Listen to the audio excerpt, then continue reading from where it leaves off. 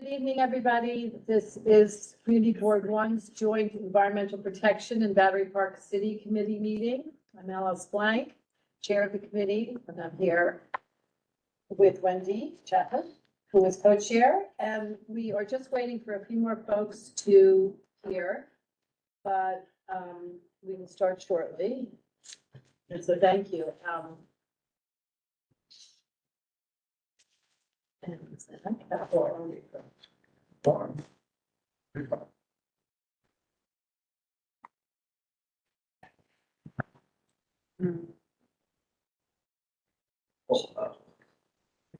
Betty should be online, and she counts as quorum. Yeah.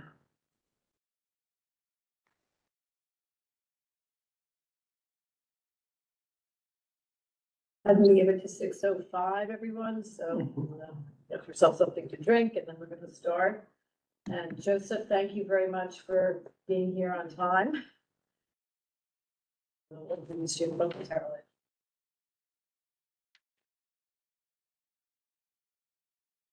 I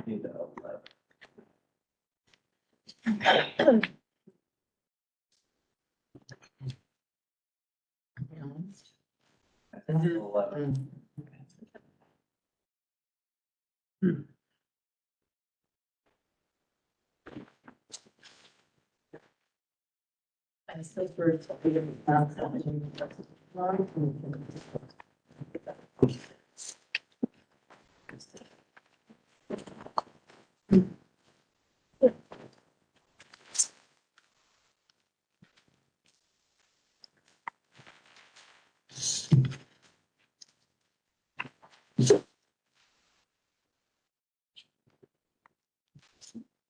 All right. I'm going to keep my promise. So I want to welcome everyone again to Community Board One, Joint Environmental Protection, Battery Park City Committees. And we're going to begin our presentations this evening with Joseph Sitawi, who's the Chief Waterfront Design Officer from the Waterfront Alliance, who's going to talk to us and update us on the waterfront edge design guidelines, which is referred to as a wedge. And you may all, some of you may remember that years ago, we supported wedge design guidelines on this board. And so we're delighted to see the guidelines are actually employed in several parks in New York City, including in our neighborhood, and most recently the South Battery Park City Resiliency Plan incorporated wedge, which was always promised to us, and now we'll get a little bit of information as to how. So Joseph unfortunately couldn't join us in person, but is here remotely, and Doug Bomber, our assistant tonight, will be helping out, and our district manager with getting that going. All right, it's Joseph. Joseph is Oh, there here. we are. Hey, Joseph, welcome. Not, there You we guys hear me okay? Perfect. Great. So I apologize that I wasn't able to be there in person today. It had been my plan to, and then we had our child care fell through. So I had to do some last minute rearranging to make this work. Well, I can't thank you enough. He's got a lot of levels, so thanks very much again for coming. All right, and you guys can see the slides? Yes. Yes, can you see them? Yes. Great. So as Alice shared, I'm Joseph. I'm with Waterfront Alliance, where I lead the Waterfront Edge Design Guidelines as their Chief Waterfront Design Officer. I've been with Waterfront Alliance for about 3 years. I know the folks in this community board have worked with Tyler Teba, our director of policy from time to time, our director of programs for Hana Hosseini, and then a number of my predecessors in the initial rollouts of Wedge, first in 2015 with the version 1, 2019 in version 2, and then one of the things that I'll talk about today is that we're on to version 3.0. So how I've kind of structured this, and I'll give a quick presentation, kind of overview of the standards. Some of it will be repeats for those who have been around for a while and are familiar with the standard. Some of it will be kind of new updates on what's changed in the standard, and then how is this applying in Lower Manhattan. And then I'm happy to take any and all questions that you guys have following this. So you guys can go to the next slide.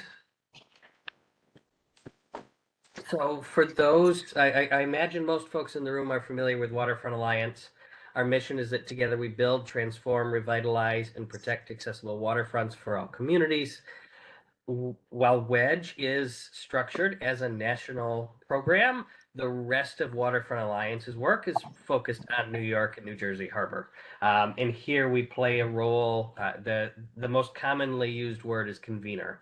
We're an alliance of about 1,100 different organizations that range from everything from some of the shipping ports to kayaking groups to environmental groups, and all over the board, with folks who care about, who are working on, who are living on the waterfronts in and around New York and New Jersey harbors. Some of our other programs include working in middle schools and high schools on teaching kids about the estuary and what goes on in the harbor. We have a policy coalition called the Rise to Resilience Coalition that's focused on climate resilience. We do public access work in different neighborhoods around the city, trying to get neighborhoods that are really disconnected from their waterfront to have accessible waterfront space. There's a number of other programs that we lead as well. You can go to the next slide. And just a few images of some of those programs. We also, I lead the Waterfront Conference, which happens at the Museum of Jewish Heritage in the district. That's coming up on May 21st. You can go to the next slide. So WEDGE, or the Waterfront Edge Design Guidelines, and I'll make sure to say that acronym a couple times just to make sure that it really sticks. WEDGE, Waterfront Edge Design Guidelines. WEDGE focuses on three central principles. There's resilience, there's ecology, and there's access. And we, on any given waterfront, want to see the combination of these three things showing up in a balance. And if you look throughout the WEDGE standard, which it's broken down into more than 100 individual performance criteria that we're looking for on site, you'll see that all of them can kind of fit under one of those three buckets. We'll go to the next slide. So WEDGE at its heart is a rating system. You're probably familiar with the LEED standards for buildings. You're likely familiar with things like Envision, which is an infrastructure standard that the city uses, including for ESCR is Envision certified. We are structured similarly to those, kind of modeled after LEED, where a project applies to us. We verify that the project is built to the performance standards that we've set, and then award WEDGE verification for anything that meets the minimum number of points that are required. There are 250 points across the entire WEDGE system, and it's in its current form, version 3.0. You need 130 to pass the standard. So we don't expect that projects are going to get a perfect score. It would have to be a combination park, port facility, mixed use development. You'd have to have too many things on one site to ever get a perfect score. So that currently 130 point threshold is still a really rigorous, it's very difficult for projects to earn that, but they have flexibility in kind of how they get there. The previous version of WEDGE that both ESCR and South Battery Park City Resilience used in scoring, the threshold was 115 out of 215, so a similar, a very similar percentage of points needed. That we've added a few things as we've updated the standard over time.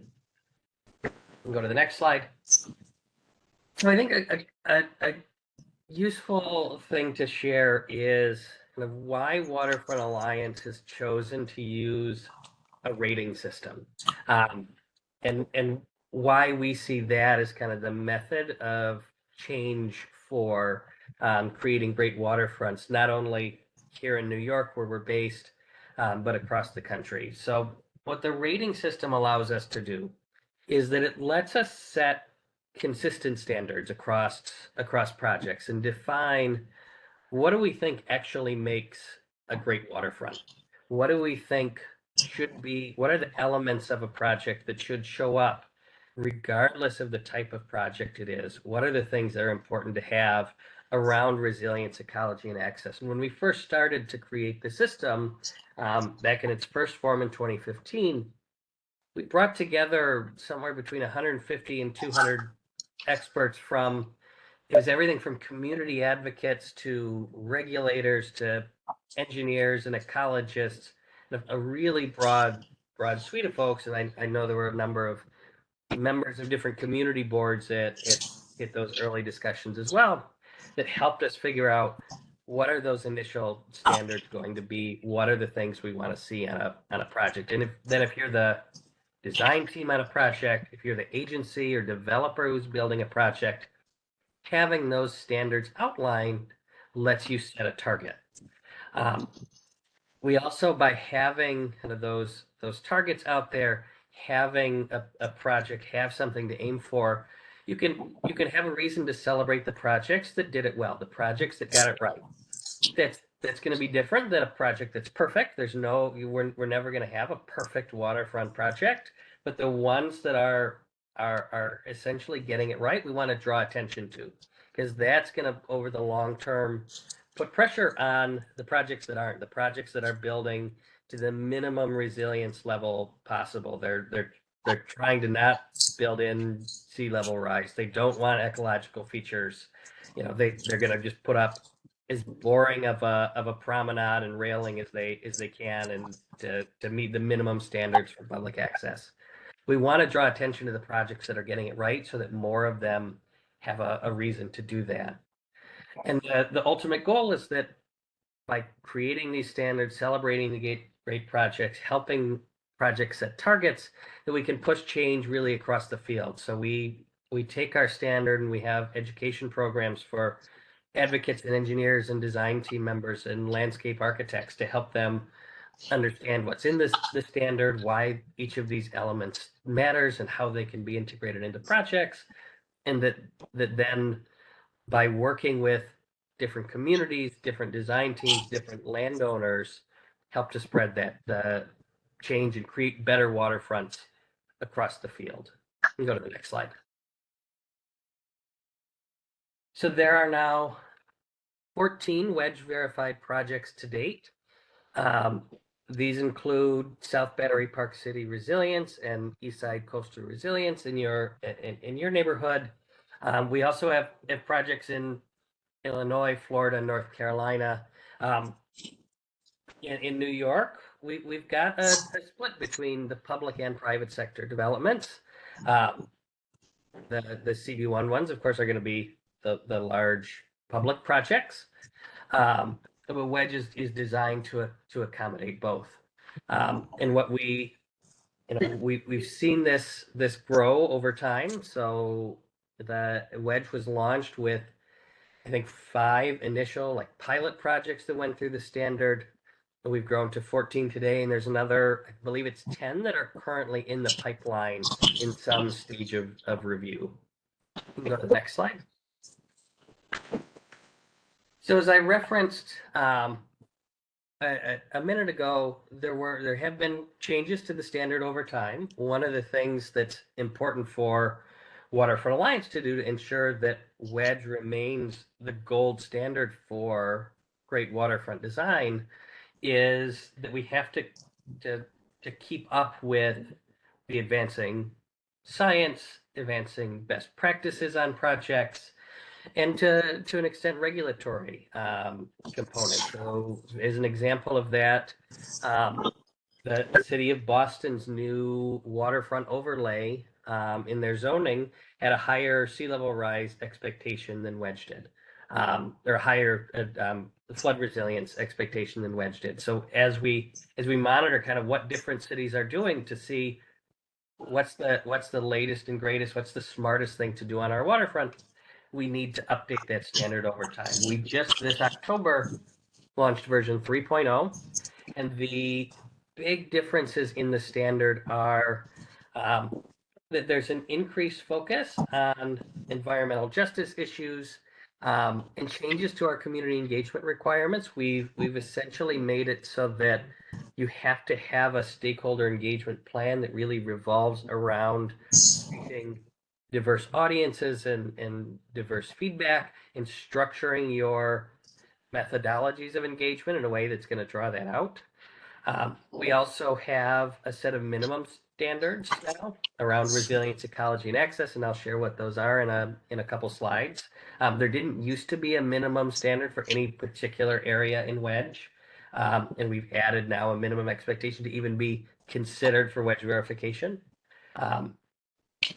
There are now higher standards for the individual performance metrics in almost every category in credit. So things like design flood elevation, you have to build higher to achieve in version 3 than you did in version 2. For things like public access, the guidance now around excuse me, the guidance now around the amount of public space on sites is higher than it was. There's also additional emphasis on nature-based features and green infrastructure. And then we've also created a scorecard for rapid assessment. And the reason that I share that one is particularly relevant is that that's something that's accessible on our website, and it lists every single performance metric that we're looking at so that anyone can go through a project and kind of get a ballpark of how a project's going to fare in wedge. So we've tried to make it so it's really transparent to folks outside the process or projects considering submitting for wedge verification, so they can see about where they are. I'll also add the single biggest change in wedge version 3.0 that's not listed here because it's not particularly relevant for CB1, but I don't want to miss it completely. So wedge is now applicable to freshwater systems as well. The version 1 was only applicable in New York and New Jersey harbors. Version 2 became a national standard for all coastal communities. Version 3.0 is now applicable in all types of waterfronts across the country. We'll go to the next slide. So how are we being used in Lower Manhattan waterfront projects? So I've gone around the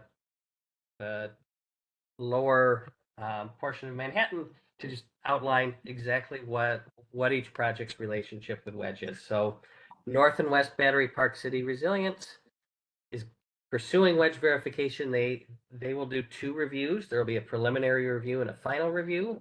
Preliminary will happen around 50% design. Final review will happen at 100% construction documents a couple of years from now at this point. But they're pursuing wedge verification. South Battery Park City, wedge verified in 2024.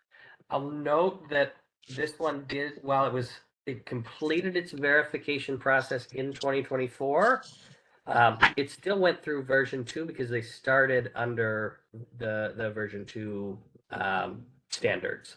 So were already deep into the process when we launched version 3.0. So while North and West will go through version 3.0, Battery Park City Resilience South Battery Park City was through version 2. The Battery Coastal Resilience Project did not pursue wedge. Bidai and Seaport Climate Resilience Project, we've gotten kind of the soft nod, and they've talked about it in community engagement, that project is expected to go through wedge.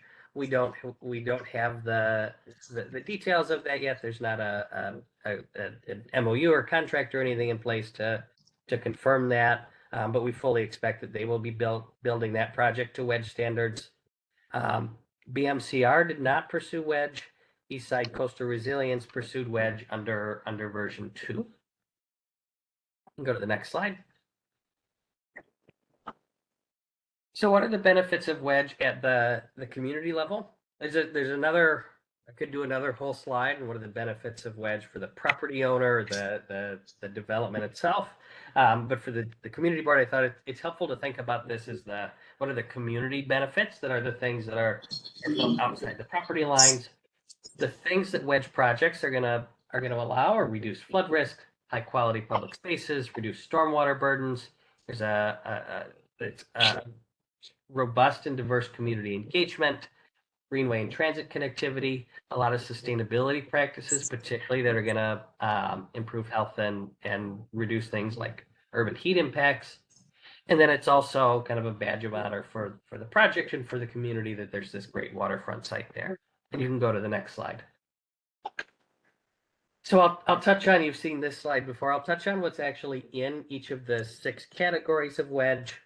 This is the new version, though there aren't the structures of the credits have not changed drastically. So most of what I talk about here for version 3.0 is also going to be what applied to ESCR in South Battery Park City. The details have changed. The overall structure is not significantly different. You can go to the next slide.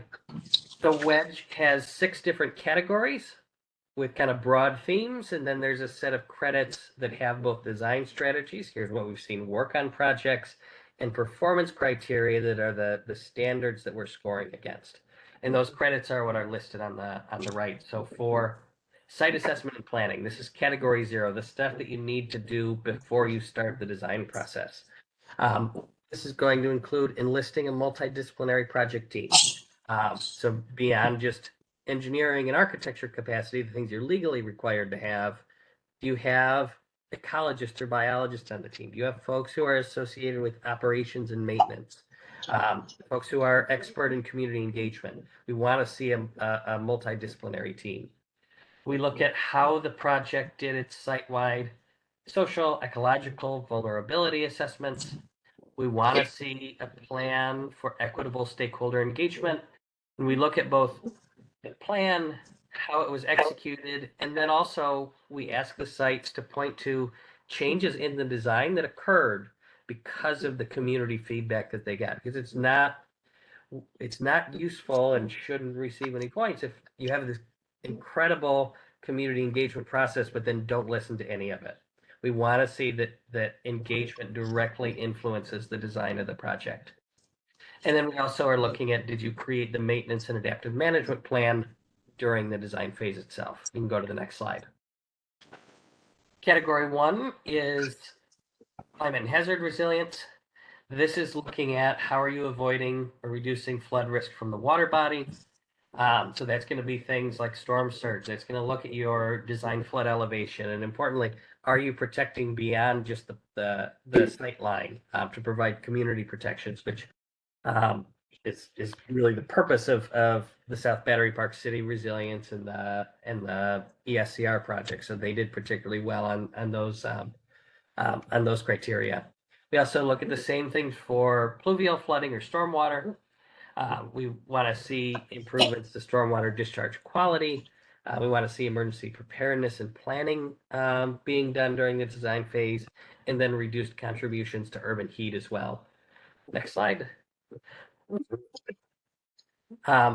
Category 2 is community access and connections. This is looking at, are you providing quality public access areas on the waterfront, designing sites to improve visual connections to the water. There's some components of wedge focused on industrial water dependent uses and impacts from those. There's diverse programming and passive educational features. Next slide.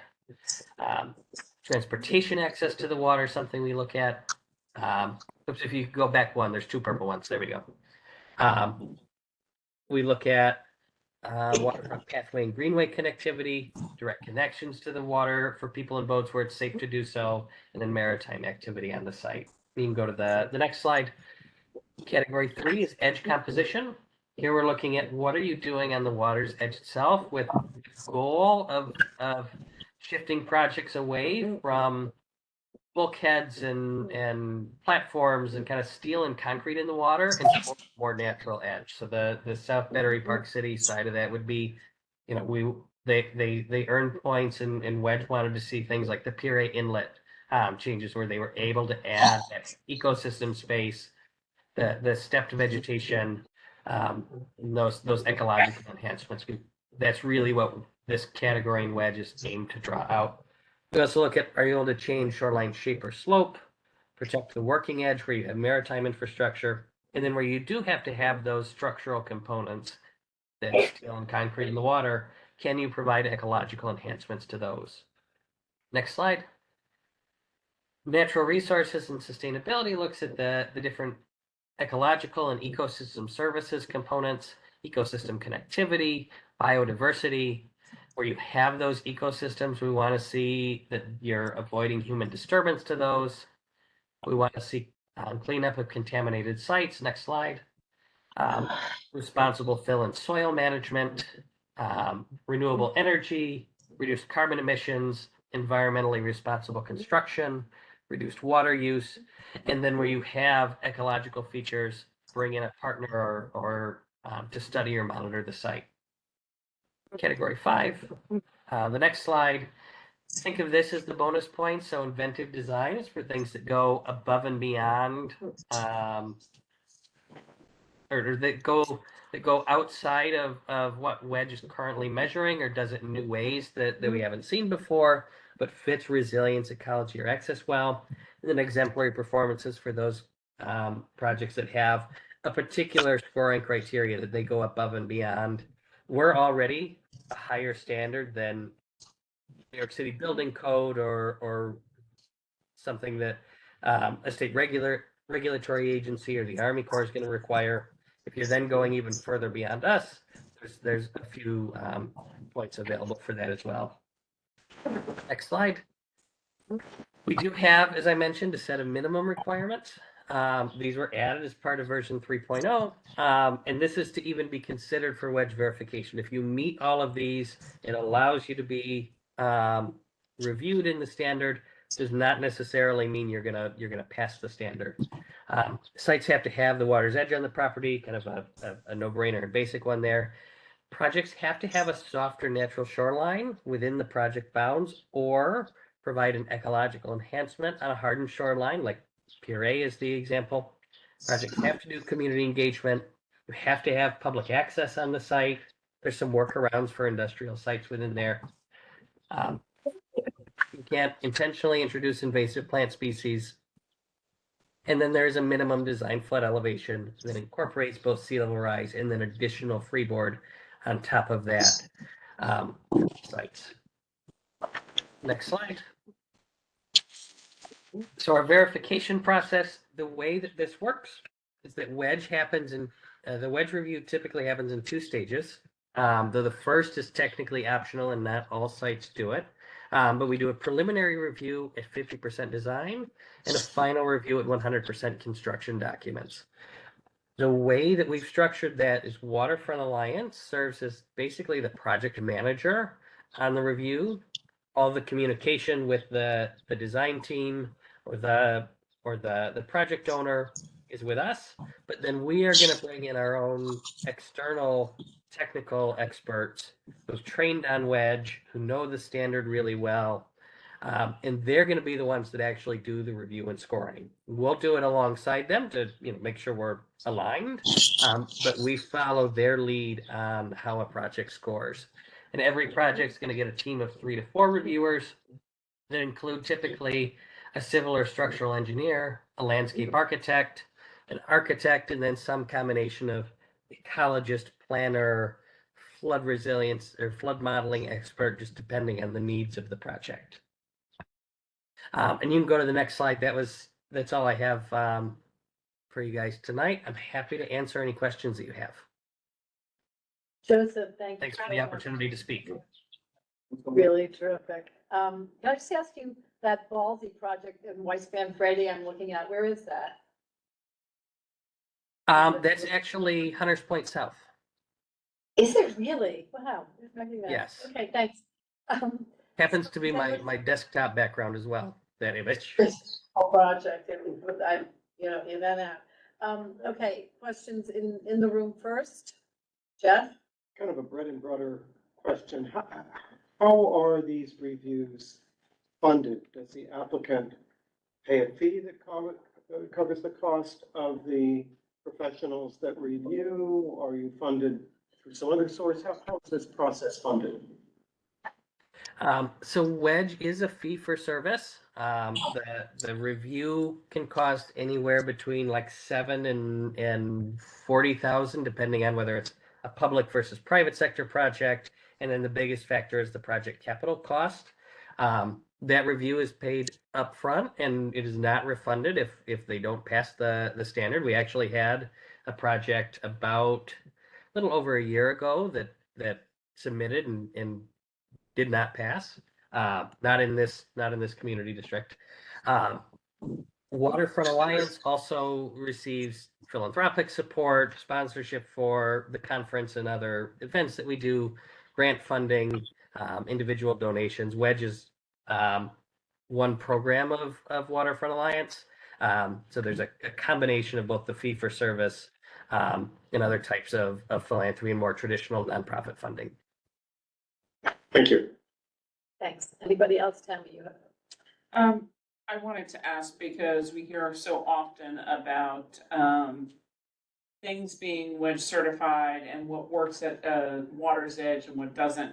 I noticed from a lot of the new slides that you showed, there's an awful lot of hardscape and an awful lot of cement, which, is not necessarily climate change friendly. So I'm extraordinarily curious because one of them was an amphitheater is great for everybody, but it was all cement.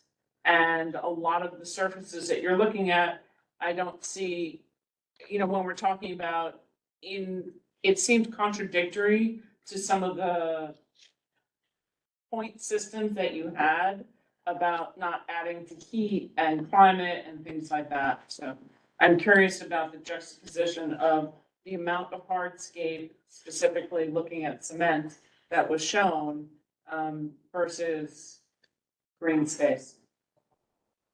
Yeah, that's a great question. I think that's in part a reflection of Wedge being a tool that's largely used in urban environments where you have lots of space constraints, you have lots of popular waterfront sites where they're expecting a lot of people in traffic, foot traffic.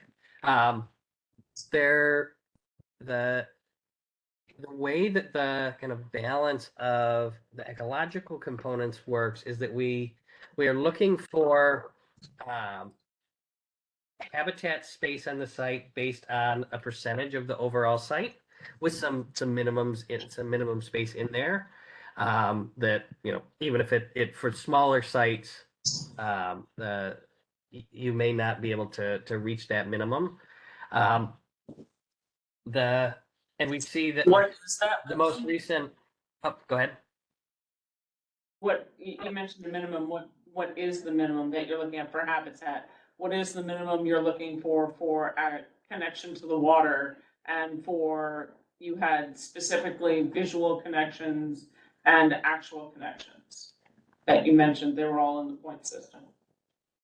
Yes. So as an example for one of the minimums for like ecological enhancements on the shoreline or natural shoreline, you need at least 50 feet to be considered for those points. Anything smaller than that essentially doesn't add any real ecosystem value. The way that other things like direct access to the water are scored is it's more of a binary yes or no, do you have this feature? We are structured in a way that the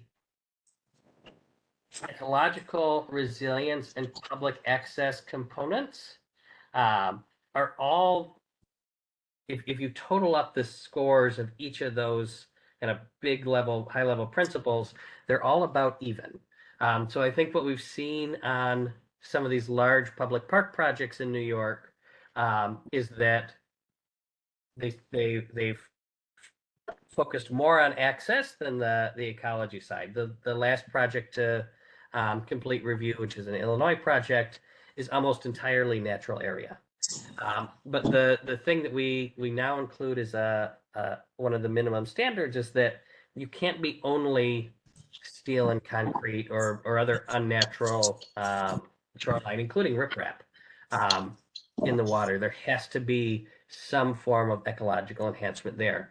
What that often looks like in really urban areas, and there's a few examples around New York City of this, is things like e-concrete, which is a product that essentially allows different marine creatures and other and different species to adhere to it. It's got a different pH, so it doesn't affect the water in the same way, and it behaves more like a natural substance, even if it's technically a man-made concrete. There's also we look at things like are you using permeable pavements on the site? Those are largely looked at as a stormwater tool, but also have address some of the climate impacts and like things like embodied carbon, which is also something that's now in the standard. We want to see that projects are tracking their embodied carbon and working to reduce that in design. Good. Richard. Yeah, hi, thanks for this really great presentation. The two projects, the Lower Manhattan projects that you mentioned that we're not pursuing wedge certification, could you tell us why, if you know why, and should we be concerned about it? I don't know why. Those decisions were made before I joined Waterfront Alliance. I think that's a question for EDC or the mayor's office.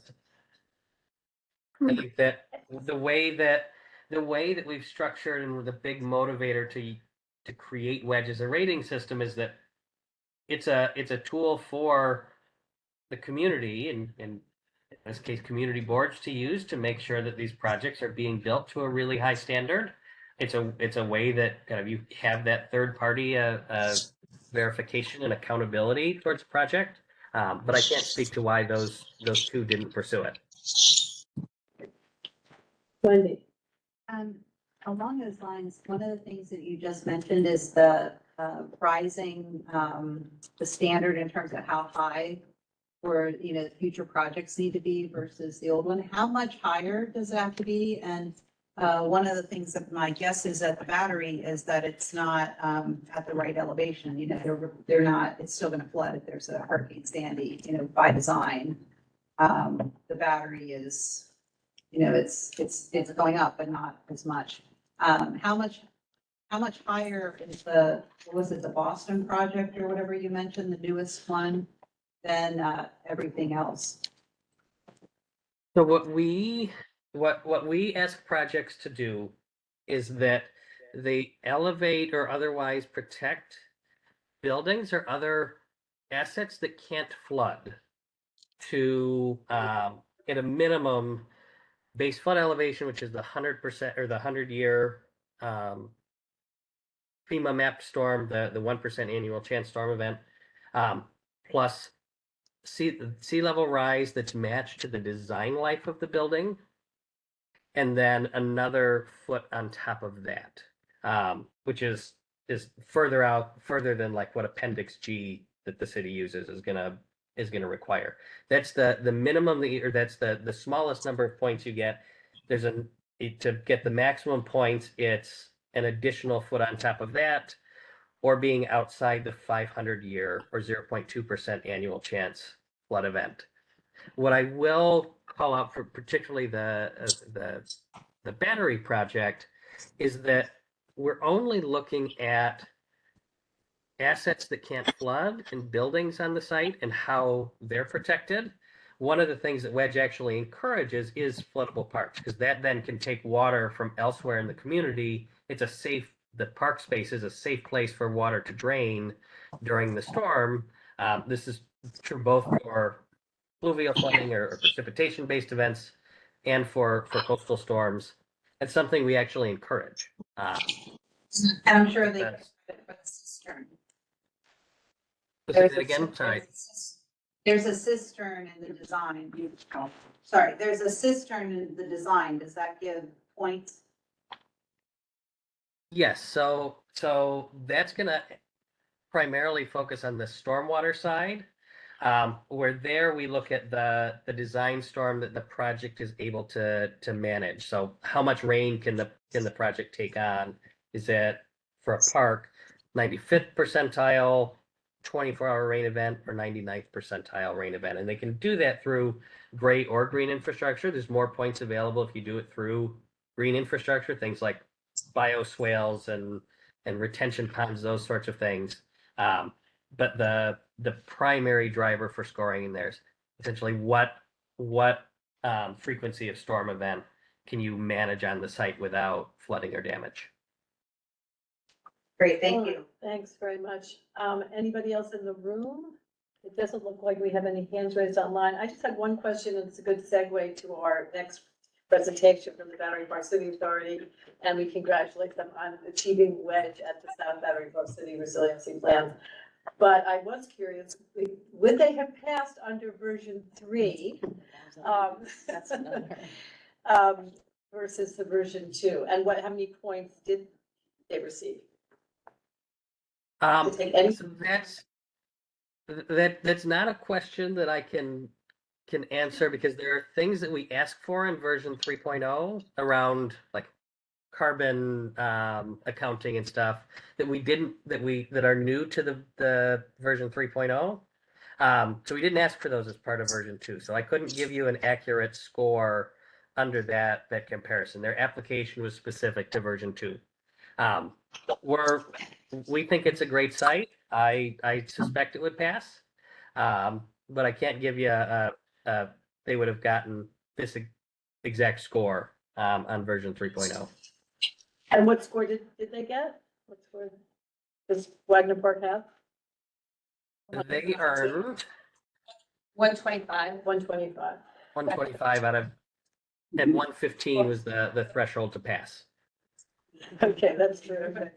All right, great. Well, We just talked about it earlier, that's really good. sorry, you were prepared. Yeah. Well, it's really interesting to hear about it. I know we were all really intrigued and glad to kind of have the update. And I guess everybody can zero in on your website to get more information. But thank you very much, Joseph, for taking the time to do this, albeit with childcare in the background with you. And we will now move on to the Battery Park City Authority. Thanks so much. Really appreciate it. Terrific All right. presentation. Thank you. Okay, night. so. I wonder Yeah. if we could put an inquiry into the 2 projects that chose not to pursue wedge and ask them what they're Very thinking. good. So I did make that question to the FIDIC Port plans to Jordan Salinger, actually just last week, because I was curious, were they? And his response, and that is one of the projects that says it's likely. And Jordan said to me, oh, we will surpass wedge by a long shot in what we're doing in terms of planning. I thought was an interesting comment. I think it definitely merits, though, a more fleshed out response on all the plans. So I think absolutely we should get that information. Yeah, so follow up there. That. So, Over okay. to Zach. Got that more. Terrific, good one. Okay, so I'm not sure who from the Battery Park City Authority, I see like the team is here. Many members of the team, and thank you, will begin, but this will be a review of the Northwest Battery Park Resiliency Plans for the West Street Crossing in Tribeca, Reach 1, and the North Cove, which is called Reach 5. As you know, we reviewed earlier the other reaches, 6 and 7, and we have a resolution that we'll be looking at later about that. And we'll also be looking to write a resolution schematically about what we learned tonight, because I think we are going to write a resolution on both. Once anyone checks. So, next for now, our communications caption from the Battery Park City Authority. I see you standing up. I'm just texting you about letting leave, just let Rachel in. Yeah. Okay, Hi, how are you? welcome, Nick. Well, thank you Thank very you so much. much for coming, and when Claudia, everything. Yeah. I'll just do a hello first. Hi, everybody. Reintroduce Yes, yourself. I'm usually the down and white in front of the screen. Claudia Filmina, Senior Director of Capital Projects and Resiliency Operations at the Authority. Thank you for part 3 of our 3-part series of discussion on the reaches. Tonight, we conclude with our most complicated, I would say, both from a technical and a coordination perspective. Reaches 1, which is, as Alice said, the Tribeca Crossing, and as we go across 9A, and Reach 5, which is the area surrounding Berkeley Place and the Cove Marina. With me today, as always, is Gwen Dawson, our Senior Vice President of Design and Construction, Nick Spordone, who you all know and are familiar with, our VP of Communications, Kimberly, who you know as well, our AVP of Planning and Design, Peter Gluss from Arcadis, our engineer of record on the project. Peter's going to walk you through, there's a couple members of the team online as well to answer questions. And we want to walk through sort of what we have been working on since November. It's involved a lot, like I said, a lot of coordination with stakeholders, agencies, pretty much everybody under the sun in terms of understanding concerns, also community members, including buildings and property owners as well. It's a pretty lengthy presentation, so I'll leave Peter to it because there's a lot of technical information here, but we did want to come and present some things to you that have been parts of recent discussions with agencies and stakeholders. I would just say as sort of a bookend to this is that some of the visuals you'll see are really representational. We're still in conversations with those property owners. So just to be clear, none of this is fully sort of agreed upon from a design aesthetic perspective. Some of it may change as we move from this 40, we're calling a 40% to the 60% as we continue to engage with them. So I just wanted to frame that for everybody. But otherwise, I will pass it off to Peter. But like I said, you know, or Gwen, unless you want to say something first, but Peter, take it away. Great. And thank you for having us first, Oh, thank you. especially when it's beautiful outside. Thank you for having us. I'm sure everybody would prefer to be outside rather than listen to us, but thank you nonetheless. Where should I, is there, if I go there, I'll try to project towards Yeah. the mic and hopefully that works. Do you think that'll work? I see Betty is on, the Desmond. Little mic let test? us know. Yeah. Okay. Maybe you should be good from there if you're facing. Okay, so I'll speak to the. Great. Thank you again. You know, we're here tonight to talk in more detail about Reach 1 and Reach 5. We spoke about 2, 3, 4, 6, and 7 last time we were here. And as Claudia had mentioned, there's a lot of stakeholder engagement, particularly in Reach 1 and 5. Even as early as today, we had a multi-agency meeting with a number of different stakeholders to talk very specifically about the project and go into a lot of details about Reach 1. So these are all working images that are created to get alignment and suss out detailed issues and get consensus. So with that, we'll launch us forward. This is the project site. We've always talked about these 7 reaches. Today, we're going to focus on Reach 1 and Reach 5.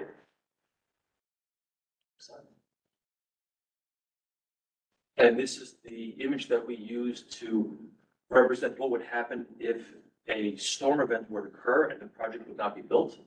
You can see the inundation goes significantly east of 9A. So we're going to dive into Reach 1 right now. And Reach 1 is highlighted here, this area, going down North Moore and on 9A West Street.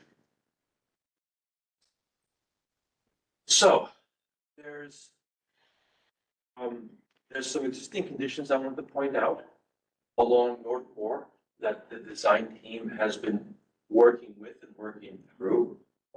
Most obviously, there's this is sort of a strange aesthetic corridor, right? There's a lack of greenery in this corridor. It's a very wide street, sort of unique to New York, and it just has a very different vibe because of the. You can say ugly, it's okay. Just has a different vibe, Wendy. We don't get to call it ugly.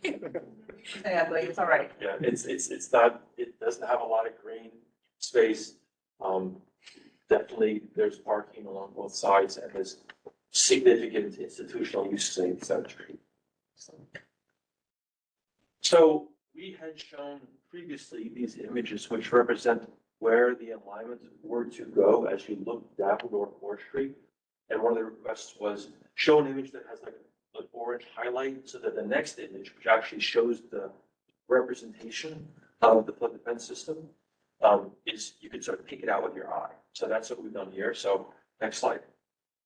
So this is the representation that we have been using for some time with the public to talk about this alignment, which basically hugs the buildings, has openings for their egress, deployables, and but when in non-storm conditions doesn't block any egress, and tries to situate it alongside the building to preserve the sidewalk and the sidewalk width. You'll see we have a couple iterations of this where we have been talking to DOT, and DOT is evaluating this to what extent we can push in to North Moore, and that's something that we're working with the DOT on. But right now DOT is studying. Next slide. So we'll get. I'll show you something. Can you, what is the? Yeah, I got some images that show that. Like I said, this is the current design, which is the alignment hugs the south side of the street, and then we'll talk about this in subsequent slides. And the way the sidewalk is reduced as a result of the thickness of the flood barrier system. We are taking some opportunities to try to add some more plantings, but these trees in particular, I think there's 5 trees here that will need to be removed as part of the project construction and long-term O&M. Next slide. So one of the options is to consider whether a planter on the north side of the sidewalk scheme or add more elements of green in that streetscape. So this is something that the team is looking at. I think the next slide shows that rendering that. Yeah, you can see here, again, this is a concept of the benefit that might bring to the streetscape. That's an alternative. It's an alternative, right? What happened to the bump outs that? Yeah. We're gonna, that's- we're gonna, that's the next slide. we're gonna talk about that next. Yeah, that's next slide. And the other side? And the next slide, which is option B, is you're referring to the bump outs. It's the sidewalk extension. Where what we're trying to do is recognize the width of that street is sort of unusual, and we can strike some balance between creating additional areas for tree planting and for tree canopy in a street that really needs it, but at the same time balance that with removing parking spaces. And so this has been shown to DOT, and DOT, as I understand it right now, is currently considering it. And to be very specific, they have their people doing traffic counting. I would also note that we are sort of, as Peter said, we're exploring this, but there is a bit of work we would have to do with DOT also, in further conversations with the building, its management, understand that we know this is loading and unloading and egress, and we don't want to necessarily create unnecessary impacts to those. So as I said before, these conversations are ongoing. And this particular site has not been committed to by building manager or anything like that. It's just for a conversation right now. So you'll probably see some changes in the design as we move forward on this, because again, we still want to make sure that we're addressing all the concerns, and that work is always sort of the work that keeps going, even as we're sort of developing some of these other things with feedback from agencies and other stakeholders. That's right. I guess my one question, I know he's got, building management, last time they were here, said that they were requesting the other side of the street where. Yeah, and we did meet with them, and we spoke about that. There's an oil static line from Con Edison that goes down the middle of North Moore Street, which creates challenges. It also creates multiple crossings. We'd have to cross it at North Moore and West Street on the south side, go up the opposite side, cross again to come back to Greenwich to the High Point.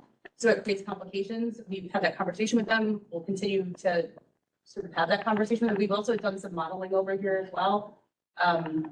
That is more recent, as part of conversations with Hudson River Park, that we can also plan to talk about with the building management when we meet with them again.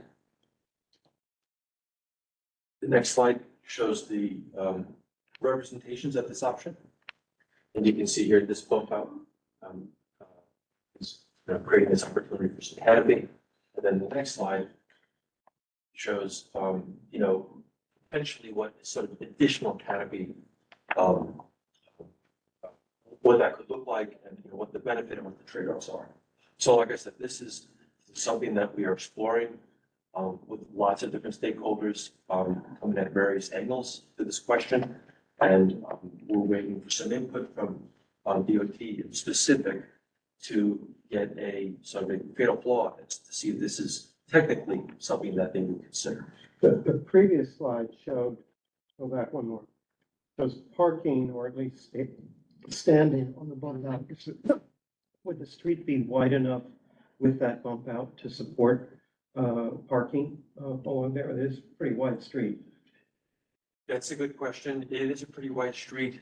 I think this is something we lay in the DOT to weigh in on that, but it is an unusually wide street.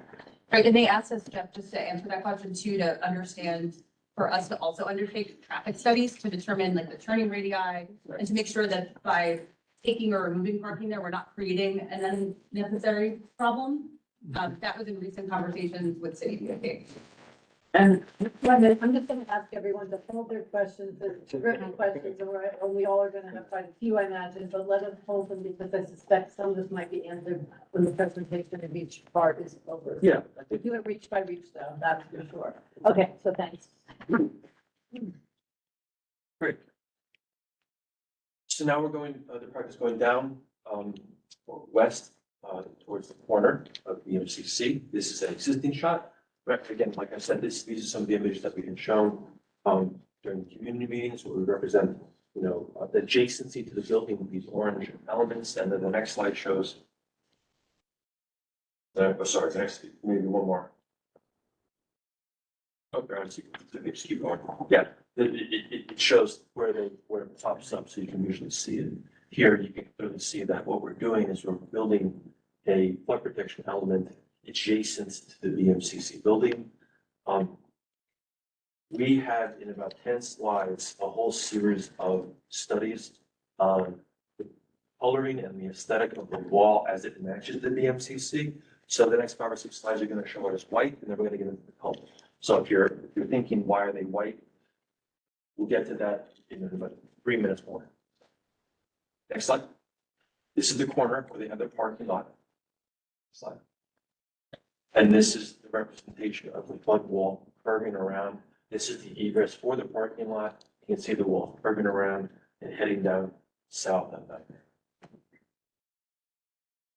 Now we're in the 9A region where we're evaluating some existing conditions here. You know, we have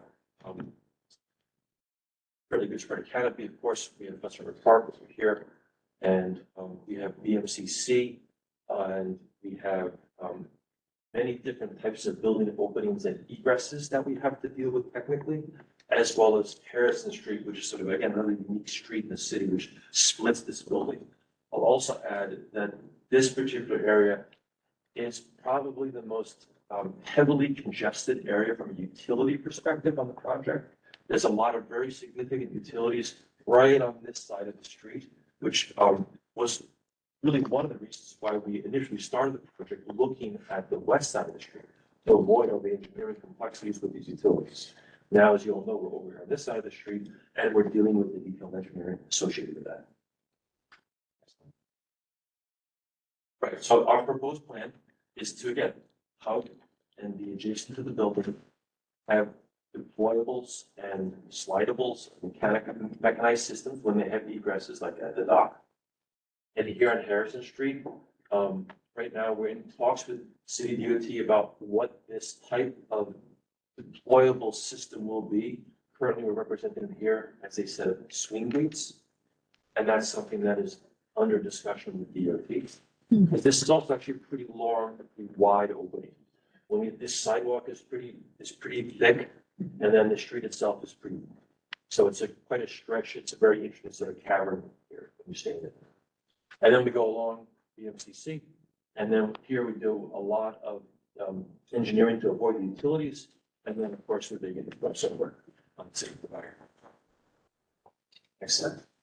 So this is just an image that shows all the different utilities that are in this streetscape. You know, some of the utilities, from an engineering perspective, you know, we're less concerned about like the telecom stuff, you know, because that's stuff that is sort of lightweight.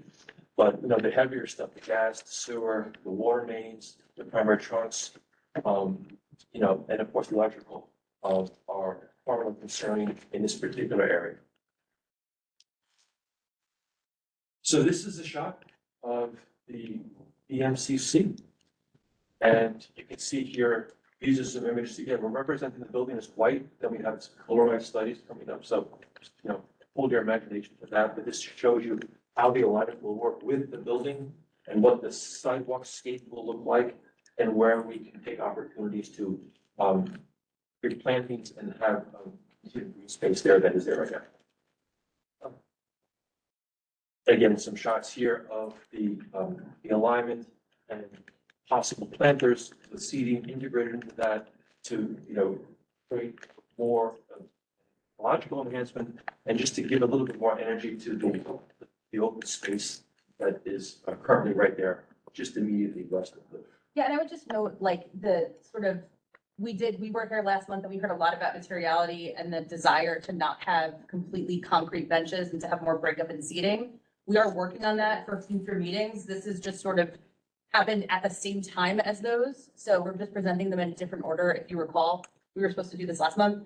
So we have picked that up, and as the team is further developing drawings and renderings, we're taking that into consideration. Right. So the things that we talked about like skateboard deterrents, backs, armrests, all of those. So just in case you see them, I just wanted to make it clear, like we heard your comment last month, and we're working on incorporating that as we do future design development.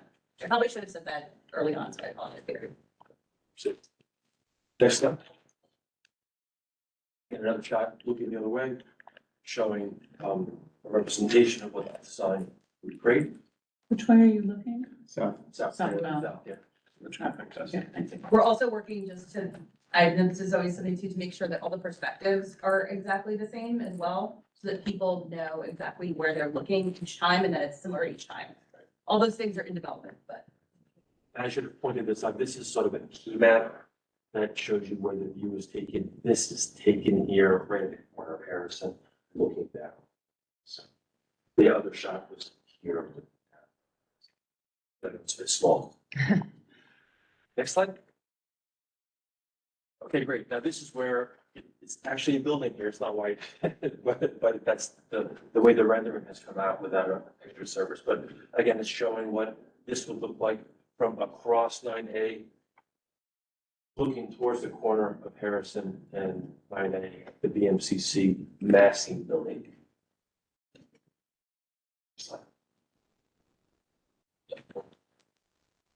And again, just another shot, a little bit more close up, showing the portion that is a block north of where that shop is. That big cement wall is parking lot. Yes. Yes, that's correct. Yes, that's there, yeah, right, yeah. Okay, so, here we begin to, this is an axion or sort of a three-dimensional rendering, but I think we're going to begin to talk about wall finishing right now. So, one of the things we're trying to do is try to create a balance between a common aesthetic of the structure itself, the system of walls through the Heritage property and outside of the Heritage property, with a balance that matches the local context, particularly as it goes in the Tribeca, where it is different. It's a different aesthetic, right? Particularly around BMCC. So next couple slides will show you what we're looking at right now. So BMCC has a certain aesthetic. It was built at a certain time, certain colors. This is it's kind of a grainy shot, but there's brickwork and there's certain tones and shot. So there's certain things that we're trying to say, okay, what can we work with here right with that? There's different types of colors that we can begin to form a palette out of, and then use that to apply it to the flood protection system and see if that can work, right? And this is the kind of thing that we're in discussion with the MCC right now. Right. Next slide. So this is one representation that shows this particular palette element that presents a type of match. Slide. This is another version of that that's a little bit more closely aligned. Slide. This is one, again, which is a different tone, and then the following slide is another version. So this is what we're sort of exploring with them. So we're in exploration on this. Final decisions have not been made. Final agreements with the MCC have not been obtained. But what we're trying to do here is to adjust the aesthetic of the project so that it fits within the MCC and where they want their aesthetic to go moving forward. Recognizing that the MCC is also something that is dynamic, as is some of the surrounding properties and some of the potential construction. And the context match does not include any of the trees in the four that you've shown us. Right, we're just really highlighting here the color juxtaposition. Those are would-be trees. Yeah, yes, exactly. And what we like hope to do, just sort of, we've looked at some of them, but as we get closer to sort of identifying colors, we want to sort of look at them from a mock-up perspective, because I would say a rendered view is different than sort of when you're holding the piece in your hand. And just sort of project-wide, we want to look at that, sort of looking at, it sounds very rudimentary, but sort of going out with it onto the street, holding it up in like the space where it would go and see how the light hits it, how shade hits it, things like that. Because obviously a rendered view is much different than an in real life view of any of these structures. So that's sort of future next step. Yeah, that's right. That's right. More on this, again, this is the, we looked before about, a little bit the accent shown in that corner. Harrison, this is alongside the building with, again, a slightly different palette. Next slide. And then, what that could look like as it's interpreted as applied to the flood protection structure itself. Slide.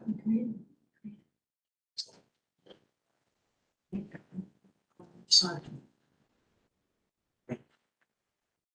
Yeah, it matches.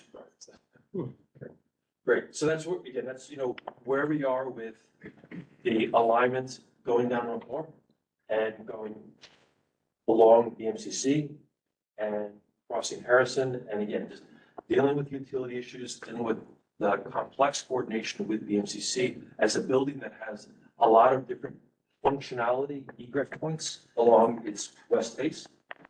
And then trying to find opportunity for enhancing the pedestrian experience, finding more opportunity for greenery where we can. And again, fairly large hanging question here with New York State, New York City DOT about the ability of us to bump out into. Is your legend backwards? Deployable to wall. Wall looks like it's a light color, but when I look at the known openings of BMCC, for example, on the far left, it's a very light, pinkish area. That would be deployable, correct? Because that's where the current gates and. Yeah, the lighter color, those are the gates. You're right. Well, the gates are the red elements here that swing in the gates, but I think really we should have just said gates. Because there are deployable elements in here that we didn't colorize. We could make them up. Like flip up. What about what those are? That I was curious about those. Yeah, so there's a variety of different types of deployable elements that cover the openings, really depending upon how wide they are. And also depending on whether we can go below grade to support the foundation for them. In some cases, we have to use flip ups to cover some of these openings because we have limited clearance in the adjacent spaces. In some cases, we have slide gates. So it's sort of a customized mix that matches the egress of the DMCC openings. At some point, you might show those later or something. Yeah, we actually have like the details in our drawing set that show each one of them, but here we're sort of at a high level to present them. Can I just ask one? Explain what is the gate a visible gate? Because I go down Harrison all the time. Yeah. Yes, And I'm waiting for the light to turn to make the left turn. Am I really next to a big gate? yeah, like there's, Like at Brooklyn Battery Tunnel. those are large gates, but yes. So like, if in this particular concept, we have swing gates that are stored in place. You will see them as you walk by them. And they're swung, hinge to the center post. In some cases, we have, and we'll talk about it here, we have deployables, which are specifically flip up deployables, which are buried, they're tucked in the roadway, and they will be erected out of the roadway prior to a storm. So each different barrier has different strengths and weaknesses. The authorities looking for a robust system that balances all these different sort of choices that need to be made from an engineering perspective and from a public space perspective. One more thing is, Northmore is a wind tunnel. And part of that, I think, is because of the big buildings on the left. Yes, it's sort of a. Will this also make it a wind tunnel? I don't think that this, we haven't studied that, but my personal take on it is the walls are so high that adding a small wall. Oh, no, I'm saying the gate that you're putting on, Harrison's not a wind tunnel. Harris not a window, that's right. So will that gate make Harrison a wind tunnel? I don't think so because it doesn't, if I'm an air particle, it doesn't change my experience before or after construction because it's not the same geometry.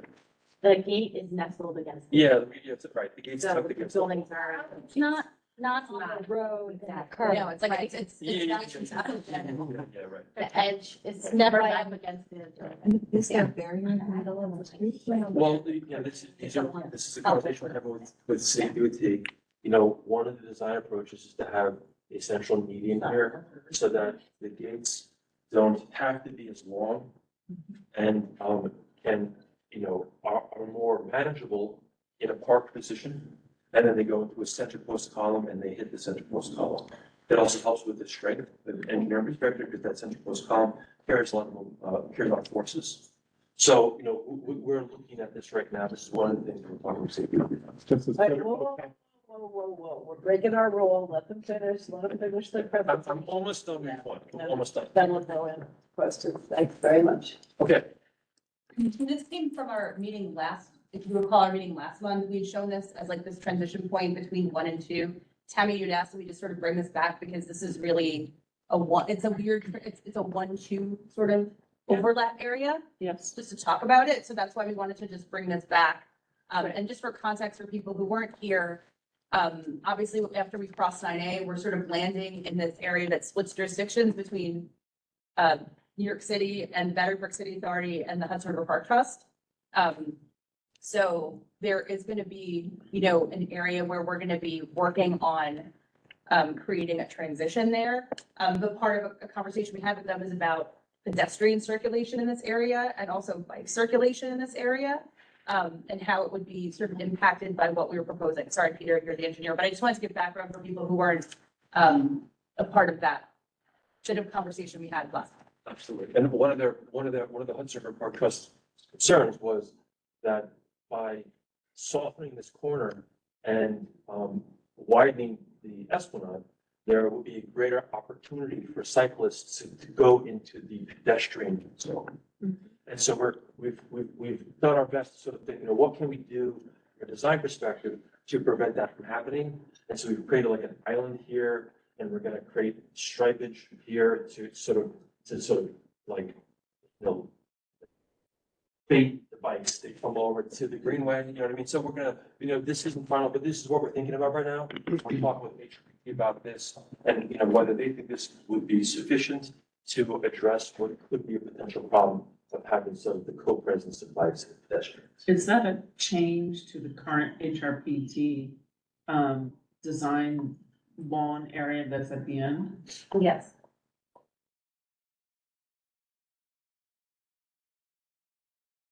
And they've seen all this, right? Yes, they have. Yeah. I think actually, we've shown this to them, and I think it's. Yeah, I think we still have to talk about what the surface treatment of this area looks like, which will be a future conversation we have with them.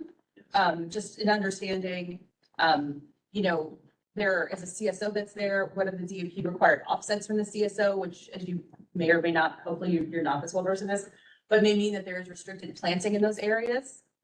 Or there's a restricted planting zone in proximity to that CSO. So we're working through those details with DEP and also in conversations with HRPT. And there's a freestanding planter there right now. That's right, yeah. A smaller planter. Right, and we know that this is also the location where the terrorist bike incident, they have the memorial plaque there, so we want to make sure that we're being respectful of that and getting their feedback on where that might be. For the uninitiated, do you have other further images you want to share? For each one? No. That's it. This is the. Can you go back? Comments from this reach? Or could I ask a question? the road, which are the gates that cross over. Yes, we are, so what we have been doing is, like I said, you know, we've always been trying to balance, the engineering and the reliability of the system with the impact to, open space and to the streetscape. And so the design team right now is really pursuing a, flipped up deployable that is embedded in the roadway and that gets flipped up prior to a storm. We have multiple manufacturers in the US who can build this element to our specifications right now. And we're in the process right now of detailing that design out and at the same time talking with city and state DOT about it because of it as being in 9A, it may be, you know, there's a lot of city DOT and state DOT have a lot of opinion on what the criteria should be for that as a major roadway. And so even as early as today, we've talked about this with them and follow-up meetings are planned and, you know, they have our drawing sets that represent some of this. And there are obviously concerns about just the level of traffic this area sees, you know, sort of road maintenance and things like that. I'm sorry, New York City, New York City DOT. State DOT and city DOT. Yeah. I think they both have, you know, similar concerns about, you know, how we choose to cross that net. Yeah, I mean, to say it very simply, if we cross 9A with very large tall gates and walls, it wouldn't impact the roadway. But we would have large tall gates and walls, and you've seen some of the early renderings of this project. So by putting this into the roadbed, we're sidestepping very significantly that urban impact and still getting the same amount of flood protection. What it does, though, is obviously it requires greater coordination with DOT because instead of just putting the gate swing into the roadway, we're reconstructing the roadway bed. So the roadway is further down. Yeah. Yes. Yeah, So, okay, whoa. I will call on people when we're ready, so are you? Okay, so we're done with Rich one. Yeah, we're done with Okay, that. we're We're just- not- Can you guys hear me? Yeah, I'm gonna call on everyone in order.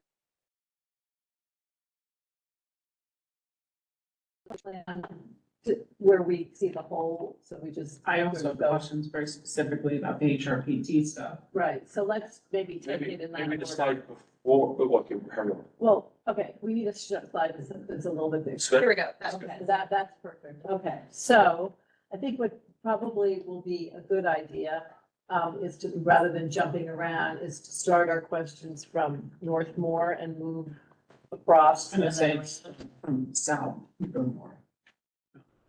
Whatever. whatever, but I'm just following what they presented. Yeah, before they do that. Yeah, so I've been just following your presentation. Okay, so starting with Northmore, and so maybe we just go back one slide. Yeah. Ask your questions on that. We'll It's just, a slide that's the.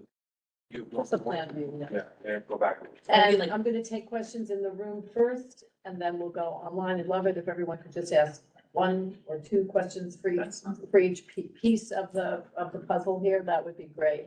So, in the room, it'll start with community board members and then to the public generally. Wendy. So thank you very much for this. This is more of a comment about the slides in the future. The trees are way too big for. We're looking on that too. So That's- I knew. And the you were- colors of the building also. Yeah, I That's know the other one. you were, but I just wanted to put it out Yeah. there. But, okay, my question is just the roller gate that you have on the parking lot, Yes. that's on the outside, it's very, thick. And, I also worry that anything, Well, well, it's it slides. slides.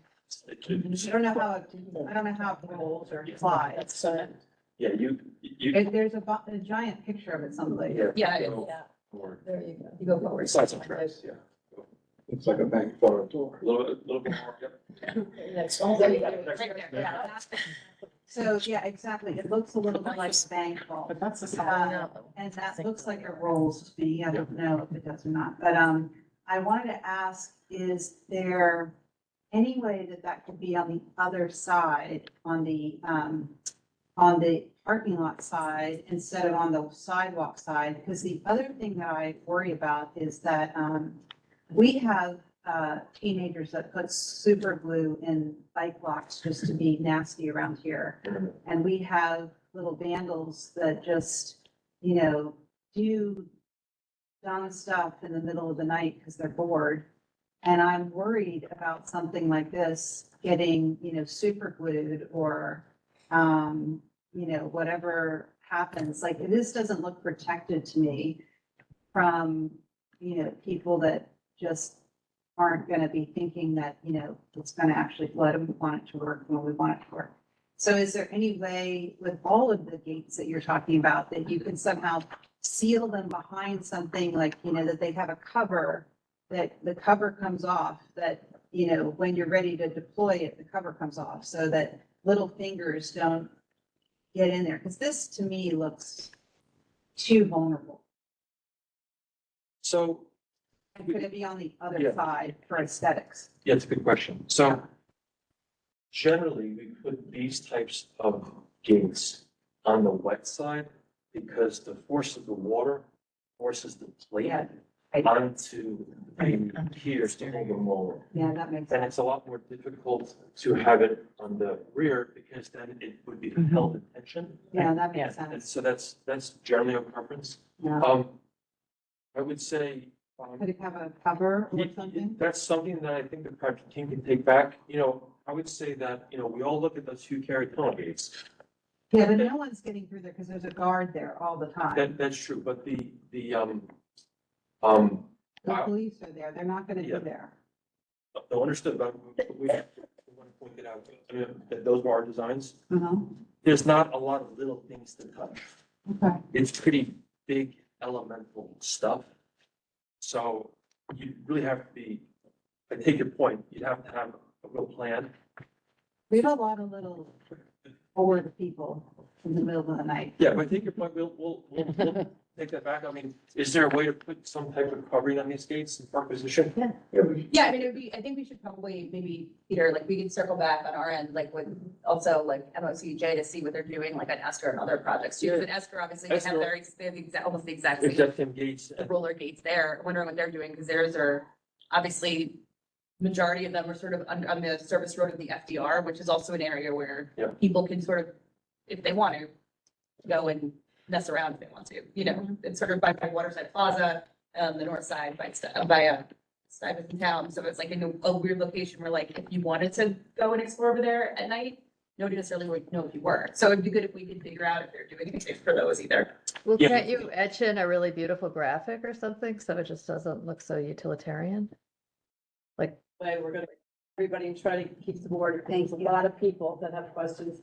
We'll just go around the room. So, I think we're gonna talk, questions on the low end of the project, which is the North Moore Street and coming around the corner onto West Street. Questions for that area?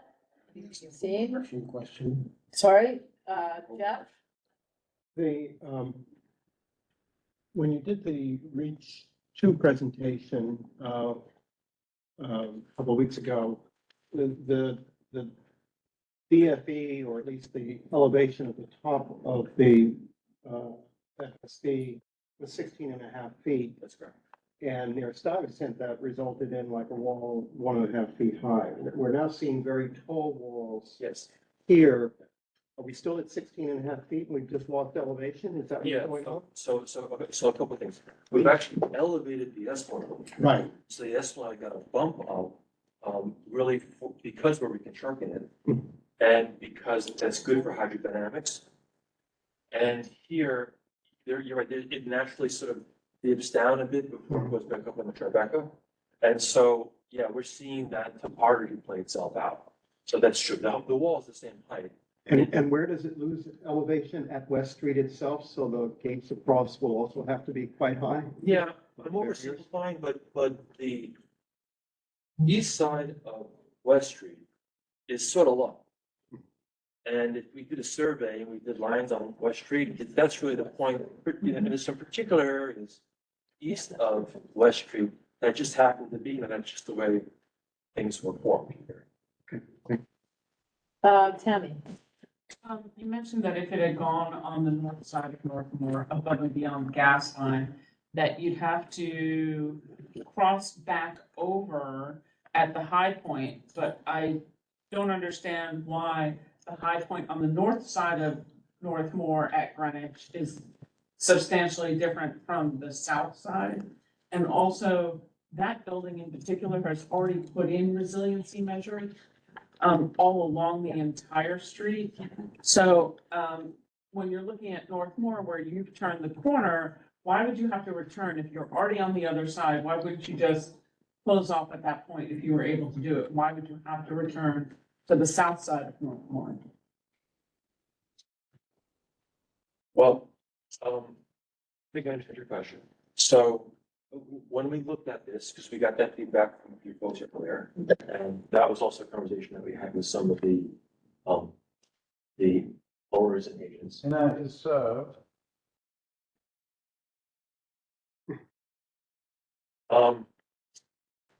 First, we'd have to cross Northmore, which, as we've seen, is a significant engineering moment.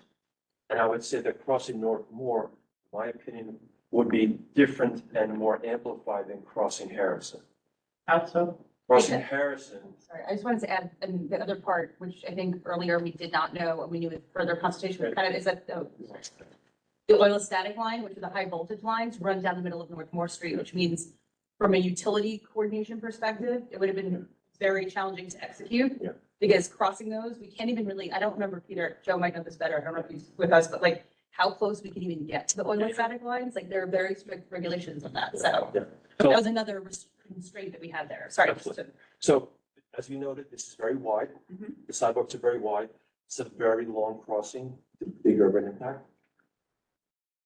The authority would have to ensure that this corridor here would be practicable. Now, the building may have implemented resiliency measures, but that's not something that we know of. A lot of buildings in New York have implemented resiliency measures. Most resiliency measures done at a building scale probably don't handle those that we're designing it for. Has anyone been in touch to check? Well, Or was it just generally not followed up once you took a look and found out that the? right, the complexity of this, the additional extra crossing, and then, as Claudia mentioned, there's the oil-static that runs right up this. The oil-statics are like, the city's water system has primary trunk mains and then secondary trunk mains, then localized distribution. The oil-statics are like their primary trunk mains. They basically never move them. Like, I've worked on many DP projects for the past 25 years, but the BPC is oil-static.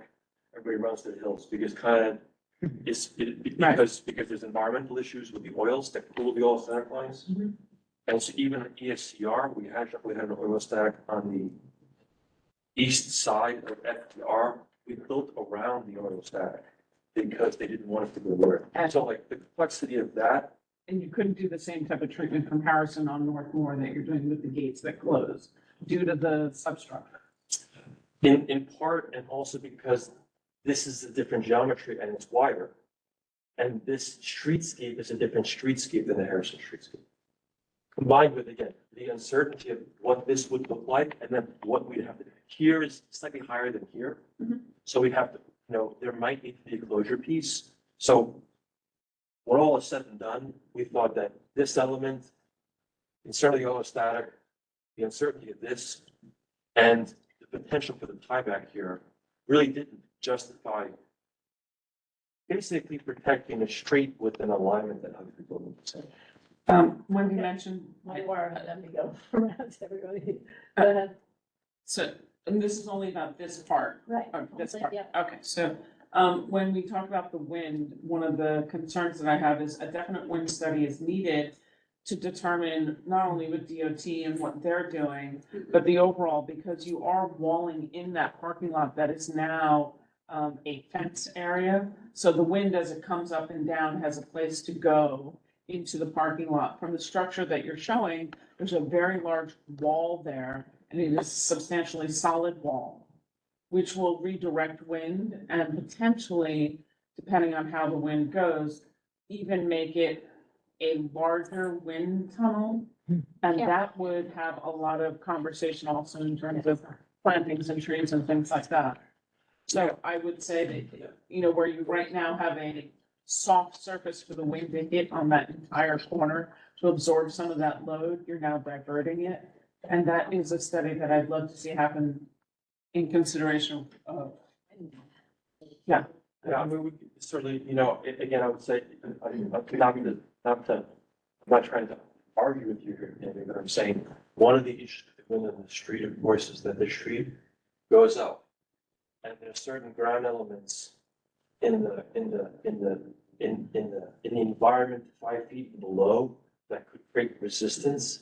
But the wind off the Hudson has a fairly clear path and begins to hit. And as the street goes up, it gets more in that direction. So I'm not really sure how much a ring this corner is gonna amplify that, but you know, it's something we can take back. And, yeah. Okay, on this portion of the proposal. Wait, Alice, are you gonna call on people who are remote or not? And then the parking and the bus stops, which don't seem to be accounted for. We didn't mention it, but we can talk about the bus stops and the parking. You're talking about the parking on the street. Wait, can you guys not hear me? Hello, can you hear me? No, Laura, we can. We can hear you, they're still talking and answering a question. They were that we finishing will my- get- Okay, all right, okay, Not to worry, we will. okay, all right. In answer to your question about the bus stop, we have to coordinate with MTA on whether or not we need to do a temporary bus stop and an ultimate relocation. And in terms of the parking, DOT has asked us to do traffic studies. We need to look at parking as well, in addition to pedestrian studies along 9A. So again, I think we have all this information and certainly like could provide it, but it's just that we wanted to make sure that we were sort of providing like, And we'd like to make sure when you're doing those traffic studies, it's while the school is in session, not on holiday. that's when we would have to do the traffic studies. And the pedestrian studies, you have to do them during peak school, like in school months. Okay, Laura and anybody else online, to follow up anybody else, we're just asking questions sort of part by part, so this is. I know, I heard that, Great, Um, thanks. Okay, but I am going to say something that's not this part, which is I really applaud where the alignment is, and I'm thrilled that it's not along the west side of the street along the Hudson River Park Bikeway. Like, to me, that, like, just thank you, Battery Park City Authority, thank you, Peter, Arcadis, everybody. Regarding Northmore, I also applaud these bump outs for the trees, and I think that, you know, I'm hoping the community board will support this issue because it will help get DOT to do this. And Northmore, as well as Harrison, they're both really wide streets. And one thing to think about with Northmore is that with the estuarium coming online and that new really cool playground in Hudson River Park, there's more kids walking here. There's going to be buses going to the estuarium, and the idea of these bump outs creating a place for the bus parking and just like making this more pedestrian friendly, because right now it's really like an on-ramp to the West Side Highway. You know, it's like a major conduit, and yeah, it doesn't need to be that wide. I mean, it's not like the traffic gets backed up there. So anyway, I just wanted to say that. And then the other thing about the planting along West Street, you know, I think it's a harsh environment to maintain plants there. And to me, I think I don't know who's going to maintain that, but if nobody wants to maintain it, I would say it's not that critical. It's already just an ugly wall there, and what you're doing is not going to make it any worse. So to me, that would, of all the green priorities we could talk about in this meeting, that would be like the lowest. That's it. Thank you. Great, Laura, hang in for the rest of this, please. All right, anybody else remote from the committee or outside of the committee? Right, from Rick's office. Okay. Roy Ruiz from Deborah Glick's office. He should be panelist, he I should. just, Okay. Roy, go ahead. Oh, I'm sorry, guys. Can you hear me? Yes. Yeah, I just wrote on the chat. It wasn't much of a question as it is as a suggestion, really, but I just wanted to flag that when it comes to the deployables, I don't know if there has been thought given to on-site alarm systems to prevent accidents where people could be injured, especially people who are short of hearing or disabled and not quick enough to move while one of those deployables is being deployed. That's a great point, just to paint the mental picture of this. When these are being deployed, there will be multiple personnel and equipment mobilized at the location with these deployables, being mindful of pedestrian movements as they work, very much like there'll be flag people, because some of these elements, we will be requiring that in addition to, like, if the gate is designed to be slid by human beings, there has to be a backup provision where a piece of equipment can be brought to play if it's jammed somehow. All that has to be mobilized on site, and so there'll be quite a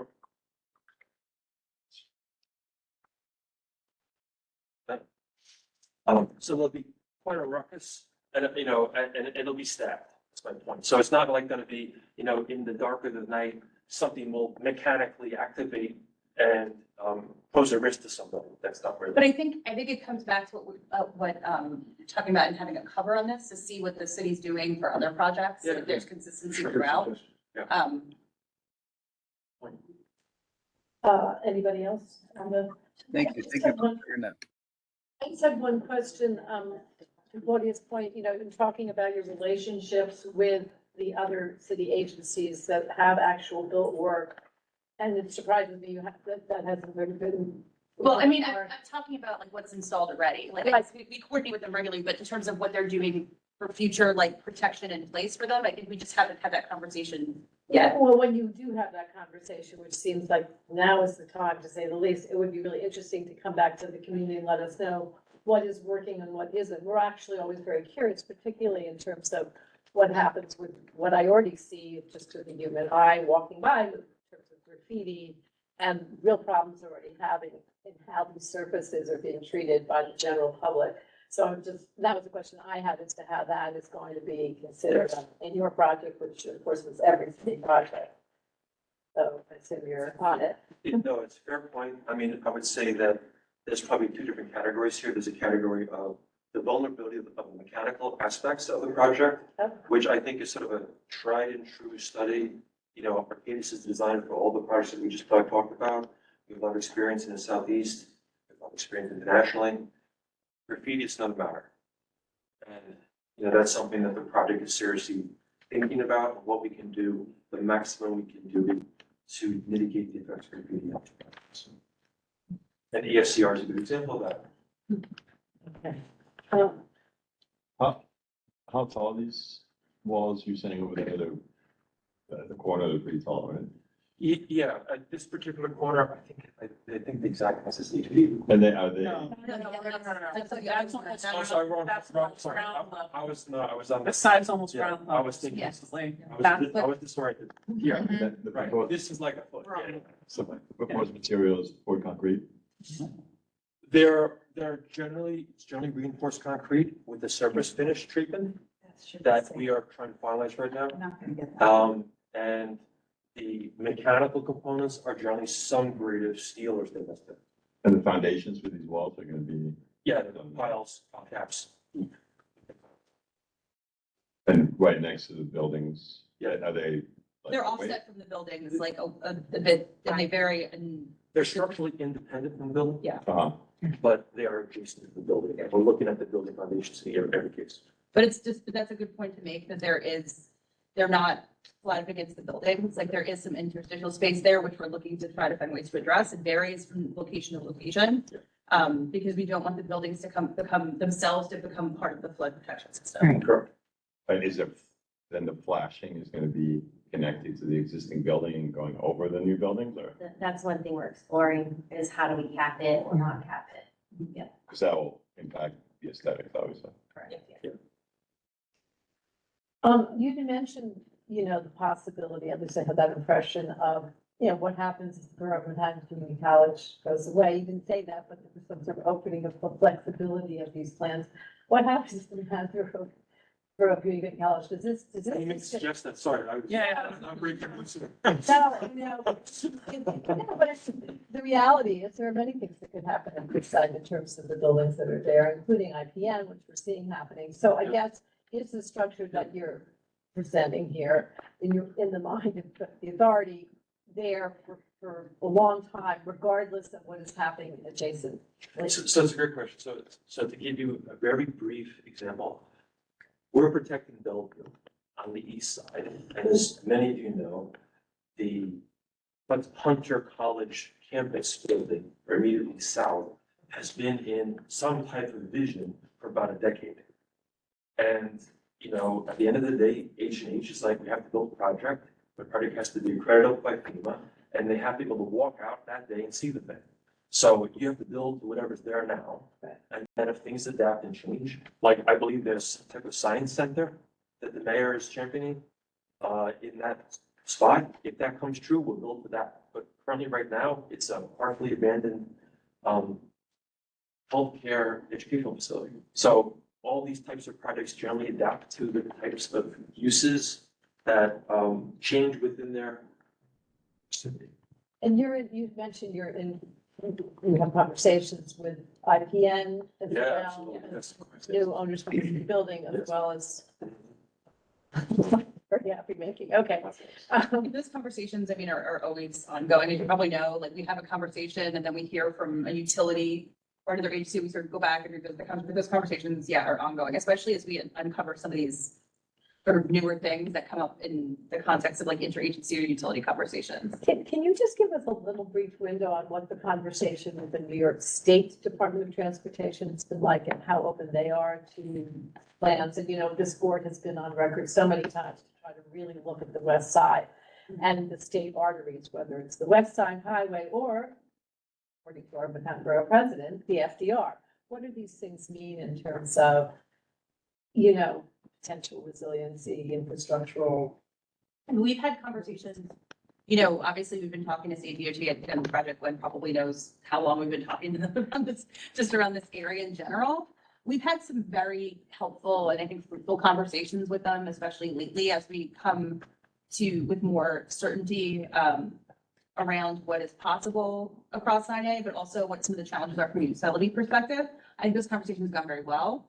And I think, from their perspective, I think it's probably about operational, O&M, maintenance of the roadway, operations of the roadway, and obviously broader coordination around just like emergency response citywide. There's sort of a bit of an odd man. I don't want to speak a bit odd man out. Like I said, it's a state roadway. A lot of the other city projects are along city controlled streets where sort of coordination around the closure is a little bit different. So we have to work around that as we move forward and start doing O&M. But I think that, as of late, our conversations with them have been helpful and they've been responsive, so. And I would just add to it, as you probably know, that state DOT is kicking off a study of Route 9A. And I think they're just getting started on that, so. When I did not know that. Well, Did Well, we everyone know- else hear that? That's a big one. There's a reveal. Do we know what the 9A study is for? well, I would not venture to describe the scope, but it's separate and apart from our project. And so, I think that I would suggest that there's probably a scope of work. Well, Glenn, we're going to follow up with you. None of us knew about it, and maybe you can identify who we might follow up with. Sure. Yeah. Hi, Bennett Grill. I'm here on behalf of the Tribeca North Neighborhood Association, actually also a resident of Northmore. So representing communities or neighbors below Canal and down to Northmore. Given that the projected 100-year flood risk map shows areas north of Northmore also submerged, what is the efficacy of the walls on Northmore? And does that create further risk of flooding to, on H Street and further north?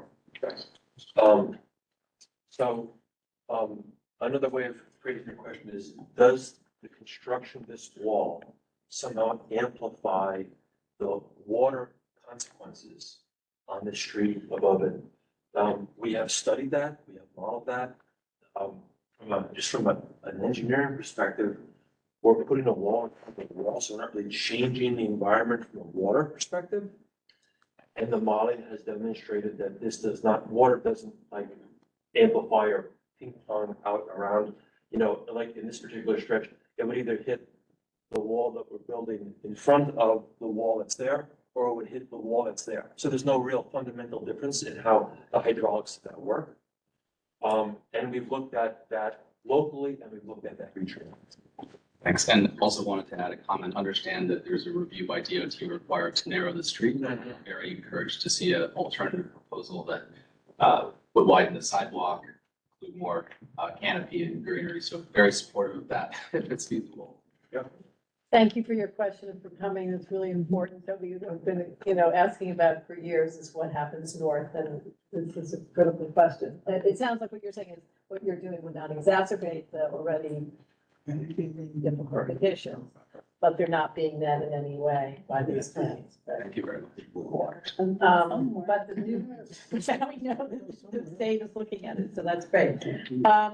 Okay, anybody else on this part, or should we move on now with questions on moving? I guess that would be. Oh, I thought we were done with the reach. We have another. Just turning the corner. Just because I'm taking notes, of course, to put in our resolution, as I know. Right, okay. Jess is doing the same. So you want to go to the other topo? Yeah. The one that shows a little bit more of. Just to the. I think a plan Like I am. Okay. There you go. Okay, so now, questions on, from living Northmore, Harrison, going south and crossing over into Such a West River pain, Park. yes, right? Okay, No, you're chat. There we go. So tell me. Harrison is a cobblestone historic street. Yes. So, you've not said anything about, one, the size of the gates, how deep they go, because I also happen to know from being somebody who's not as far north on Northmore, but I've been on Harrison, a bucket. Will you be needing to move the infrastructure such as, those gates look huge based on where I know the other garage doors are, the fire hydrants that are there, and what happens for the cobblestone street, will that need to be redone? What is the plan for that, and what kind of approvals do you need for that? Because it also looks like you have sidewalk bump outs at every one of the intersections. You didn't mention it on Northmore, but I see it very prominently on both sides of Harrison Street. And how all of this affects the parking and the buses. Because one of the lovely images you showed cars, but no way to actually get out of a parked car. Because there was greenery right up to the edge of the road, which leads me to think that the image was really more for moving cars, not parked. So there's a whole conversation in that about Harrison. And then when you come, Can I answer your question? yeah, It's there you first of go. all, on the buses conversation, I think, you know, as Claudia said, we're talking to, the MTA, trying to figure out what needs to be moved, whether, obviously there are construction, there has to be some type of relocation, and whether the is going to be in spot. I would just add to, in terms of what DOT is already, it's the screen is for fire trucks, for the bus. We also, pickup point for BMCC is also on Harrison Street. Yes. So we need to make accommodations for that as well. Also those accessorized vehicles turning, but not only that, but making sure pickup and drop off is still available during construction. That's something we'll look at as we move into construction conversations. In terms of the cobblestones, I think that, and I'm not sure, and you guys would probably be more well versed if this falls into that area where these are under LPC jurisdiction. Yes. If so, we would have to consult with LPC the same as anybody from Elkwood. We'd be consulting with SHPO regardless because we interact with the historic bulkhead. That also includes LPC consultation. Right. I think in terms of the measurements of the gates, I know we don't have it here, but we have a detailed drawing that shows the extents of those. We can share those. In terms of coordination around fire hydrants, Yeah. we're still sort of having conversations with FDNY. I think that was something the FCC brought up about, Siamese connections were not necessarily an issue, but fire hydrants. Right. Yeah. We want to coordinate with them as well in terms of where those go and not to remove any that we could not replace. Right, and again, just as a reminder, we've only completed the 40% design, right? Yes. So we're still progressing through some of these questions, maybe are good questions that we're actually, as a design team right now, trying to My guess is that the cobblestone needs to be flat. One, I think that's something I think we're gonna be developing. And so, as Claudia said. Yeah, we would definitely like to be included in part of the process. We've had lots of discussions on the community board about Harrison Street. Yeah. And because the project is far more than resiliency, it really is about DOT issues with parking and buses and transit. Although it's under your umbrella for resiliency, it really has to do with how we move around the neighborhood and outside of the Battery Park City Authority's purview, because I am doubting many of you take the M20 in and out of the neighborhood necessarily, but it's really important that this not come only under the title of this, that I would request a separate discussion on just those options and relocations. That's one.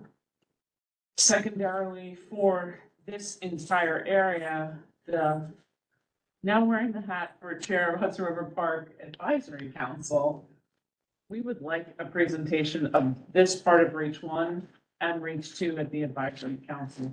You've made some significant updates since you were with us, and having an understanding, because the bottom side of that is the gateway entrance to it, and you have, in the last notation was made, we know you're speaking with Rashi and the team. Yes. But we also, the advisory council, to have its role, needs to have a presentation, so it gives Rashi its opinion. Sure, and we can, and Tammy, if you want to talk offline of putting me or Nick on that, I know that you guys meet monthly, I think, right? Last year we seemed Second Tuesday.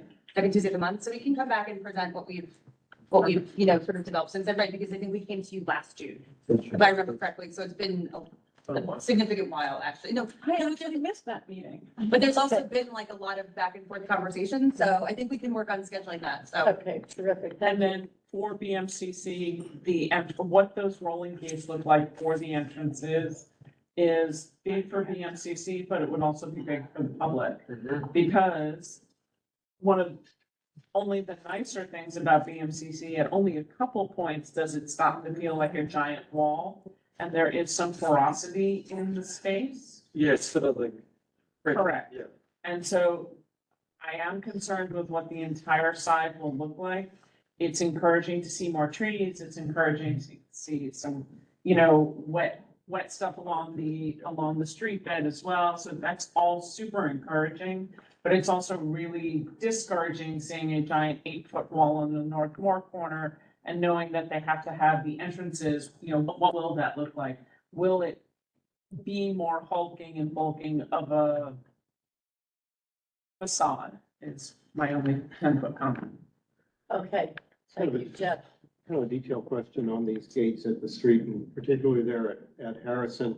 The center post, does that need to be the same height as the gates, or can it be lower and still function? It doesn't have to technically, but generally we like that because it is easier to have a movable plate rest on a fixed surface plane than it is to have two movable plates line up and achieve a seal. I mean, we do that, it's called miter gates, we do have them, they're around the country. Although you could kind of combine it with a post that's not as high as. That's true. When we were doing the concept work here, we actually had the miter gates as one of the concepts. The problem is they're longer. And so, you know, the drawings show more detail. This is obviously this is an illustrative example. The drawings give you a little bit more visualization as to what we're currently looking at. And then, you know, I just want to also say, this is something that DOT is reviewing because we're proposing in the middle of the street. Yeah. You know, so that's When you said the drawings offer more detail, but the drawings aren't here because they're still, the, well, 30% drawings, We're talking about the technical. the technical drawings. Not like these sort of visual, like not these types of Like visuals. this, like 600 drawings. right, but just an elevation of that, what that looked like is existed. I think, yeah, we can pull the drawing and share it out, that's not a problem. All right. Only 3 or 4 drawings that capture this That- more technical. Yeah. Yeah, that would be really helpful at all these meetings. And I gather the West Street gates or deployables have not yet been, it says under development or whatnot Correct. there. Yes, it's underdeveloped because we know what gate type we want to use. there are multiple manufacturers. So it's sort of like specifying a carbon unknown in the bottle. And at the end of the day, this is a competitively bid project, so we can't sole source to a particular model of a car. We have to say, we want a car. But you are intending to flip. Correct, that's right. And so we're talking to the manufacturers about what it looks like, you know, how it all works in the bottom, how it flips up, what the backup systems, all that stuff. Wendy? So, it's a crazy idea, but that's covered on Harrison. The bus stops underneath the cover. Is there a way to go from above and flip down? Because I know on the FDR, we're doing that kind of under the, the purple FDR, we're coming down in some cases. Yeah. Is that something you guys looked at as well? And then the other thought is, I know competitive bidding, I just want to make sure these are US firms that are. Yeah, these two. Bidding. Yeah. Okay. That's awesome. Yeah, that's a great idea. Hey, we were thinking about dropping something down from the status administrator. I mean, you do have that. Yeah, well, it was complicated and we steered away from it technically, but certainly across the world, people take advantage of existing vertical things that are in the air to drop things off of. Yeah, it's already there. Yeah, and we did look at it, but we felt this was more reliable. Okay. And one of the risks of those types of elements is, if you think about it, the gates in the Hugh Carey tunnel are not going to fall out of position anytime soon. But can you imagine suspending the gates of the Hugh Carey tunnel like this? And then someone not maintaining the things that hold those gates up, and then having this flap, those are the types of risks, long-term.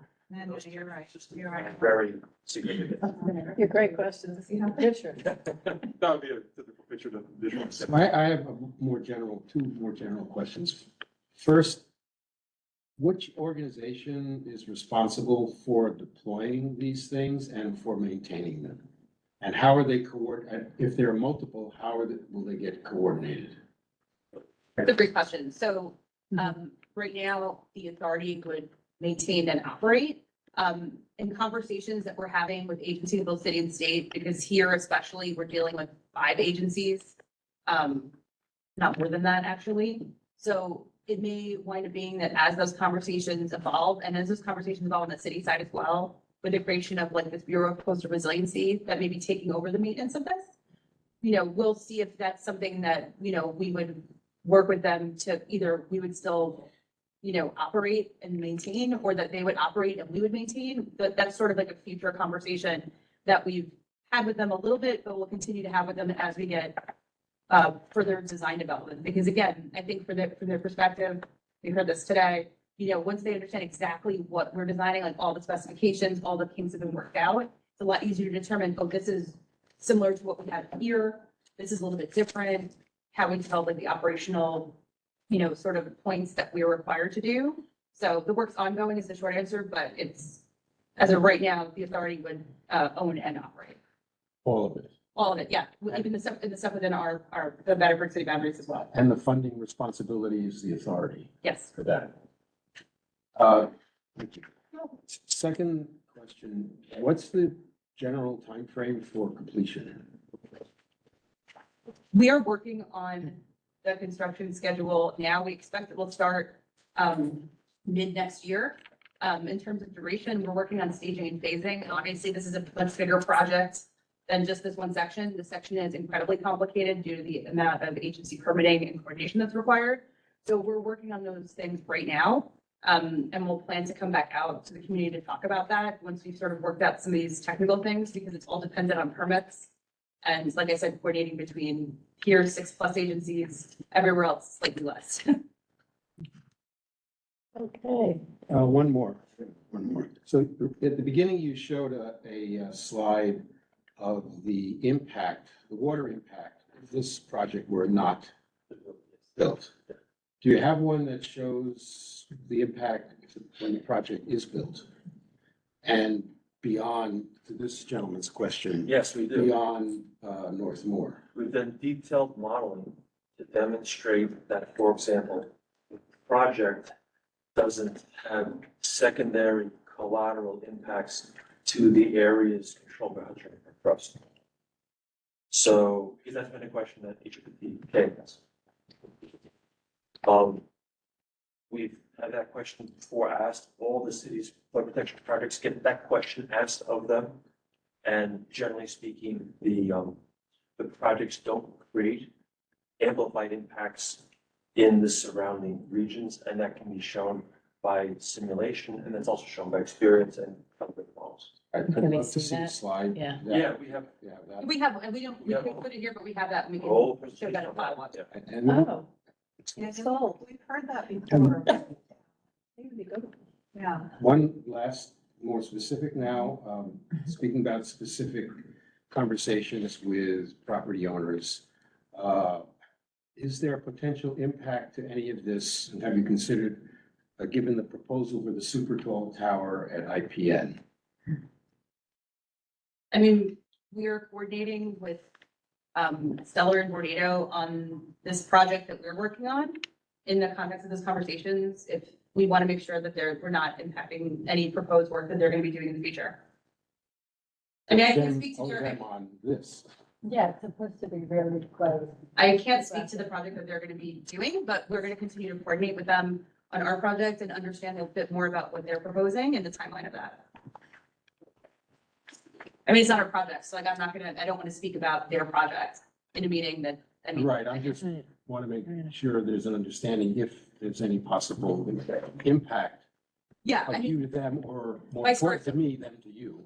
well, no, I think that we would want to understand exact, again, like timelines and interactions, which would be part of these future coordination meetings we would be having with them. Okay, thank you. Okay, I'm going to open it up. I see a hand raised. I did see the rest. Brittany, okay, you are down. Well, thanks for coming. Okay, I don't think, okay, so we're moving on, gang. Part two. Two. All right, Thank you let's, so much. let's go to reach 5. Okay. Okay, so if reach 1 is characterized by stakeholder dialogue and evolving nuanced conversations, reach 5 is really characterized by engineering dialogue and lots of nuanced conversations, because reach 5 is the most technically complex part of the project, because the bridging structures that are not shown in a lot of visuals, but are below grade, are very complex, very expensive, take a long time to build, and have very complicated permitting requirements. And both those bridging structures, as you imagine, bridge over the path tubes. So the Port Authority is very, very involved in talking to us about this. So the evolutions of those conversations have in many ways helped evolve some of the images that we're going to show. So this is reach 5. Jump into it.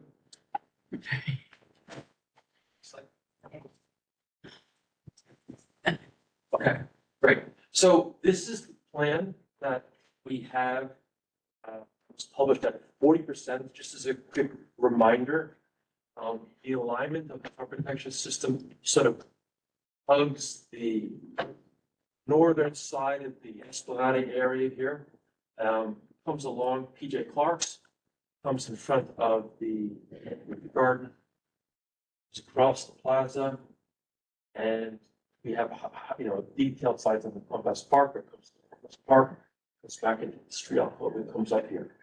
That's the general alignment. And we'll show some of the changes that have occurred over time based upon the engineering development and some of the stakeholder conversations.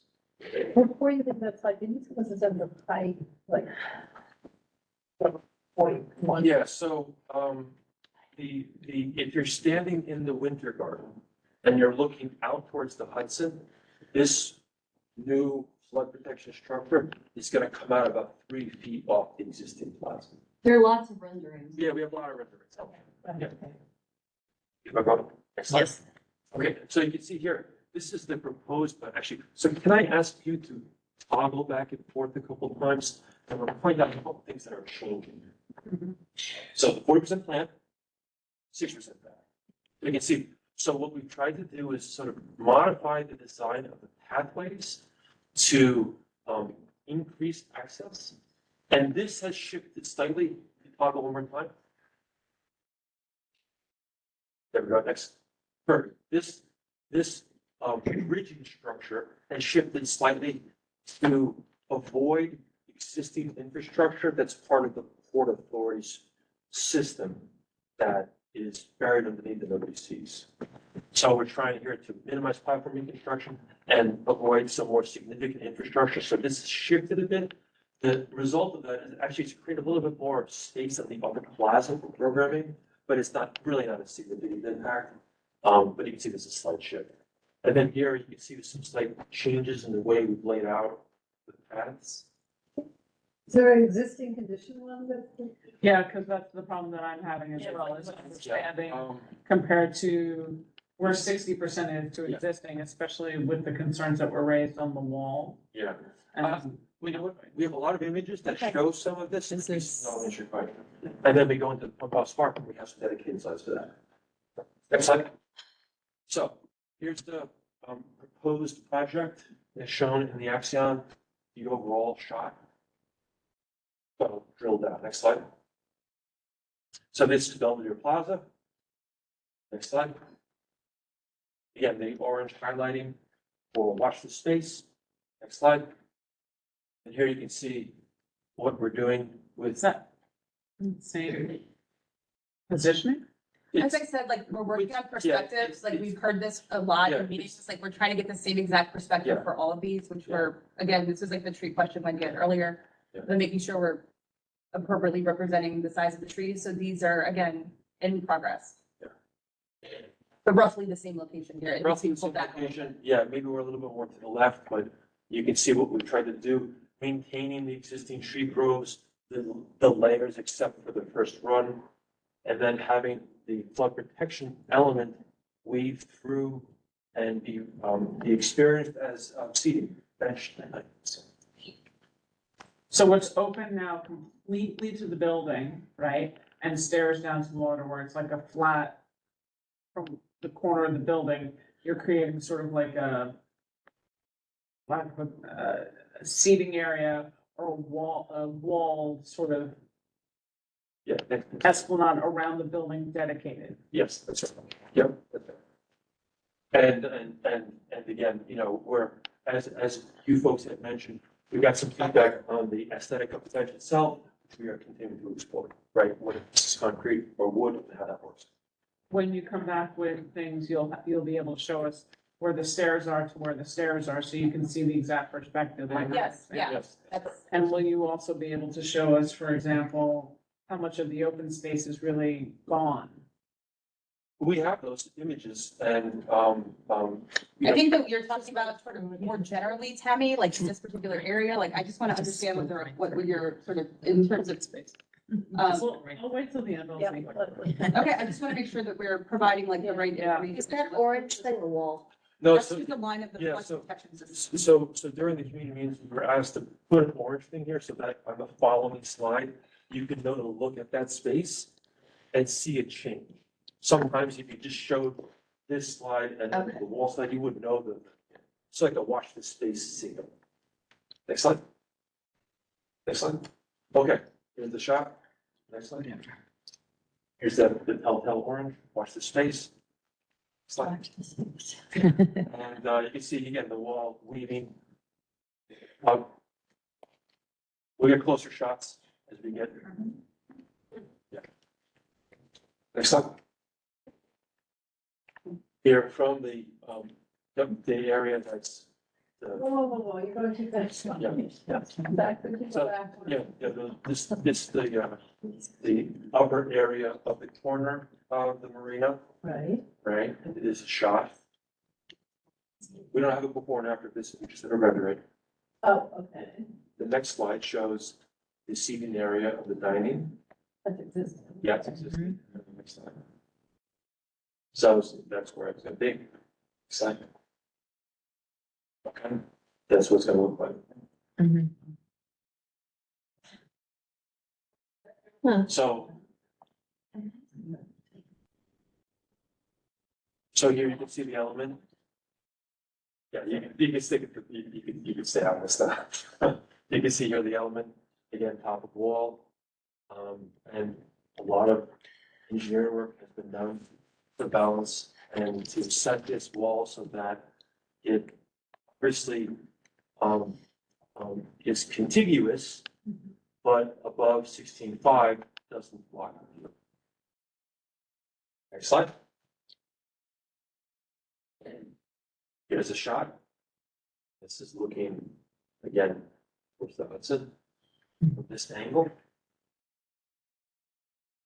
Here's another existing addition. Next slide. There's that. Next slide. Yeah, that's that statement.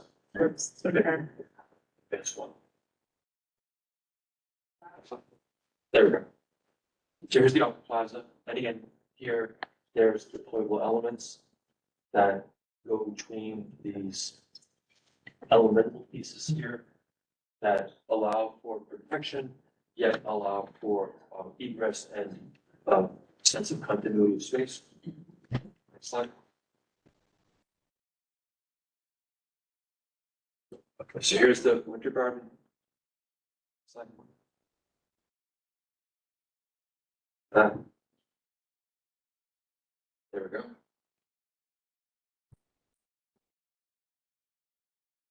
Next slide.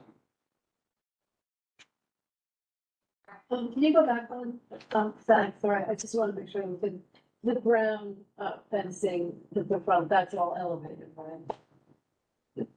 Sorry. The, So that I see, but then this, that with this wall, is that mistake? that is a good question. Well, that's the harbor. That's That's existing black fence. That's the existing Right, railing. that is not, that is exactly where it. That is Right, exactly we're right. not teaching that. That's right, yeah. And like we said, you know, the materiality of these services is still under design development. Okay. Lit district.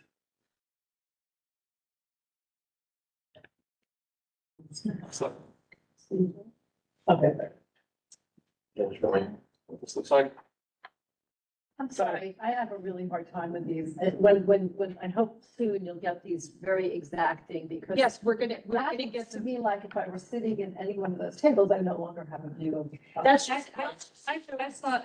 saw the same thing when I looked at Yeah, that it's pretty earlier, Alice, and I thought that, I think that this. This should have been like that. Yeah, it's a little too tall. Yeah, but you go to the next slide, you can see the real, you know, But that it's- orange thing was a The little. orange is like showing But the it jet. is representational of something that's, you said top of wall there is 16.5. That's right. How tall is that wall? 5 feet? 2.5 feet. 2.5 It's feet. at 14 feet elevation. Yeah, that was what was leading. Okay. Yeah, that's, Yeah, I agree, like, the challenging, and I know that our sort of urban design folks have had this like sort of shot for shot challenge sometimes, so we are working on adjusting that in all these locations, because we know it is, I mean, we look at these all the time, and Yeah. even as you see, like, we have Yeah. challenges with them, but we're trying to align those. So I Because, think- again, it's.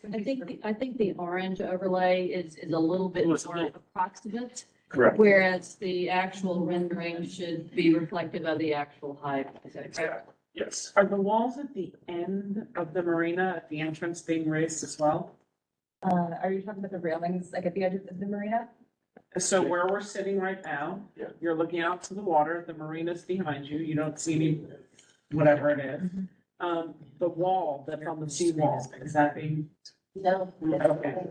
And the art sculpture that's beyond this wall that has The words. the words on it? It's gonna be put back in place. And the art is all there as well. The art is, we're looking at all of the public art to determine what can be relocated during construction, similar to what we did on the South project. What we might need to put into storage, so that work is also ongoing in parallel with this, because there is a lot of public art pieces in this particular area especially. Yeah. So we're evaluating all of it right now. And that includes the words on the railing and the round marble seating and. Yep, the round tables and the big benches that are there, and the beacon, the light beacon that's there, we're looking at all that. Slide. Next slide. Okay, the bridge structure. This is the very complicated thing that is gonna be built and then everyone's gonna forget about. But this defines a lot of the engineering. Next slide. In these two locations. Here and here, right? These orange is the path tubes. And the path tubes, they come out of the Hudson and they get, they begin to get shallow here. So they're coming closer to the surface. So the challenge for us is, we obviously want to get closer to them because it makes our structure smaller. And the closer we get as we straddle, the thinner we have to be for structural support. The Port Authority is interested in pressing us away. And the more we go wider, the longer we have to be to carry it. So our structure is sort of defined by this sort of push and pull. We started off with a very conservative assumption, went to a very more aggressive assumption. That a significant amount of modeling to demonstrate that there's no impact. Sort of settled on a distance right now with them. And so the design is based upon that sort of settled distance. But like I said, that has been a very complicated process for a very important structure. Right? And so we want to obviously not pose risk to the customers. But we also want to accomplish what we want to do, which is prevent the water from going underneath the plasma. There's one pump house in that location you just pointed out that is under the platform. Yeah, I would call it a bridge structure. There's one here, and there's one here. Oh, there's two. Two.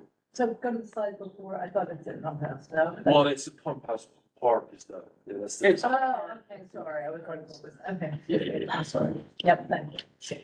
So you had said there was a cost benefit ratio discussion. Go that ahead. You presented at Stuyvesant and it was asked about what is that cost benefit when you're talking about $1 billion project? Talking 5 million, 10 million, 30 million? What was the cost benefit discussion for moving it? Because that was a question that was not answered.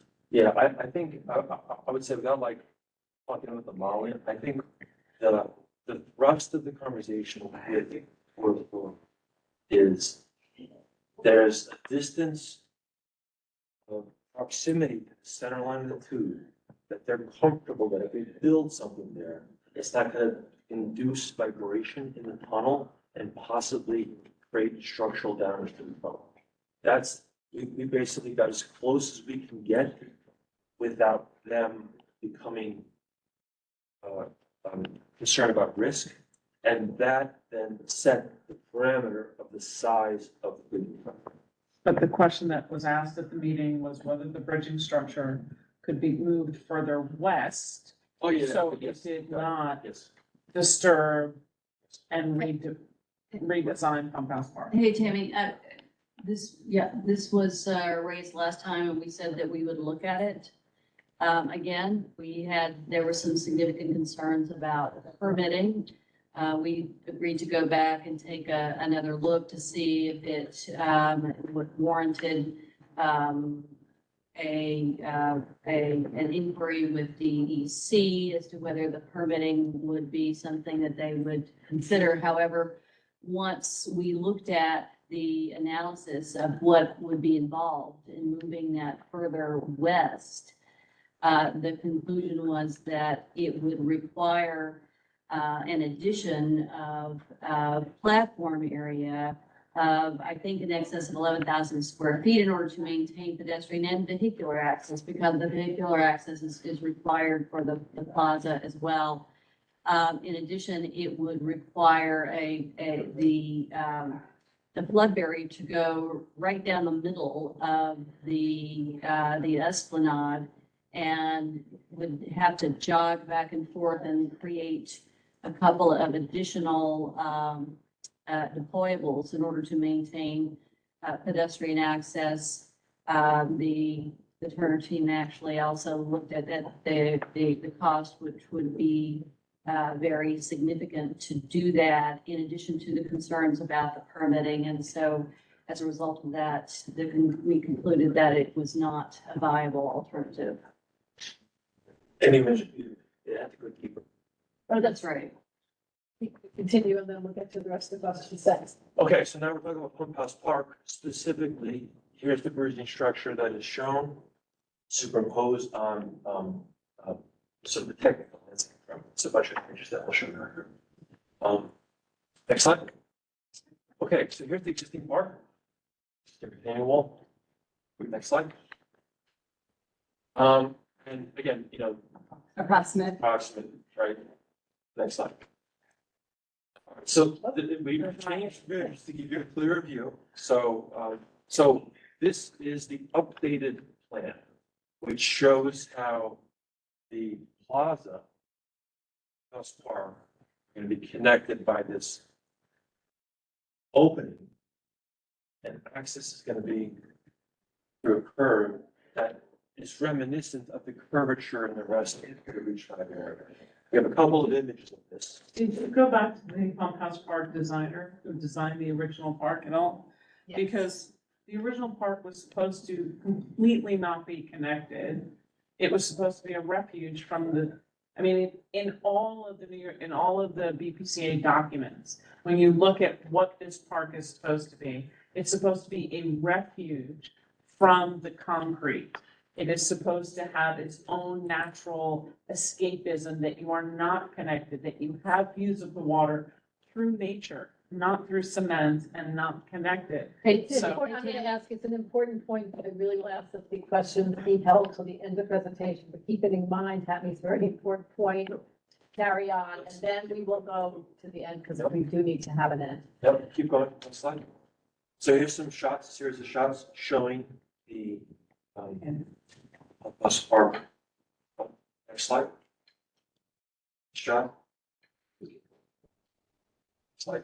Here's a shot on the plaza. The grassy field within Pump House Park and the created view of the Hudson. Next slide. Another shot of that. You don't include any of the boats in the view. It's not even include Jersey in that, by the way, that Next slide.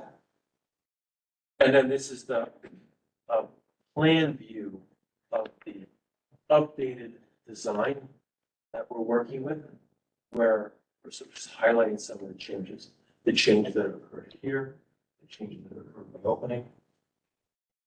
Some modifications to get better access with paths, some slight changes to access here. And just to remind us, superimposed here is the bridging structure in red underneath it all, which is what is helping the developments. Next slide.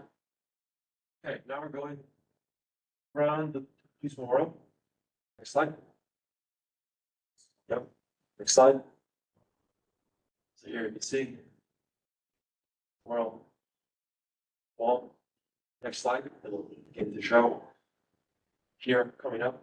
Again, the wall is sort of following the privacy wall, right, as it jogs up here and goes through here. And so from a physical standpoint, it's a materiality change, but it's not an alignment or a corridor change per se. Next slide. And these are some shots. Next slide. Privacy wall, next slide. Right. The wall again matching that up of the existing wall. Next slide. Okay. I missed the shots from Liberty Street Ramp. All right, questions? We don't have a view looking down the Liberty Street. We had that view that was looking. So can you answer Tammy's original question? Yeah, so I have a lot, but I'm just gonna, that one I'll. Actually, when the question about Pump House Park, and I want to make sure that Kimberly has an opportunity to answer it because she did talk to. Yeah, I spoke with Sydney Nielsen about it, and she said that the main focus of the park, the design, was to create a space for programming, which of the lawn, and also. That's not true. Well, That's not, She's that may conveying be what your Sydney told- desire for what Battery Park City Authority is looking at. Spoke with Sydney Nielsen, I spoke to her about her That's not what's in any of the documents, any of the original things that. But Tammy, That's that's not what what we've we been spoke told. to the designer, so I just want to make sure that Kimberly has an opportunity to respond because she did speak to her. Okay, so, Kimberly Yeah, and- spoke to her, she said it was for, Signy said it was about programming. And increase and the drainage. Well, certainly it's a very radically different look. Is That's that in fair the to say. redesign that she did? Yes, with- the redesign that she did. Okay, that's not the original intent. That was not what the park built for the public was for. The redesign was done by Brookfield Properties to fix the drainage and yes, account so they could do classes in the park. Correct, yeah. But that was not the design intent when the park was first built. It's in everything that is there. It is supposed to be a refuge from the city landscape. It's in everything that you can see, even on the Parks Department and everything. So, Sort of iteration.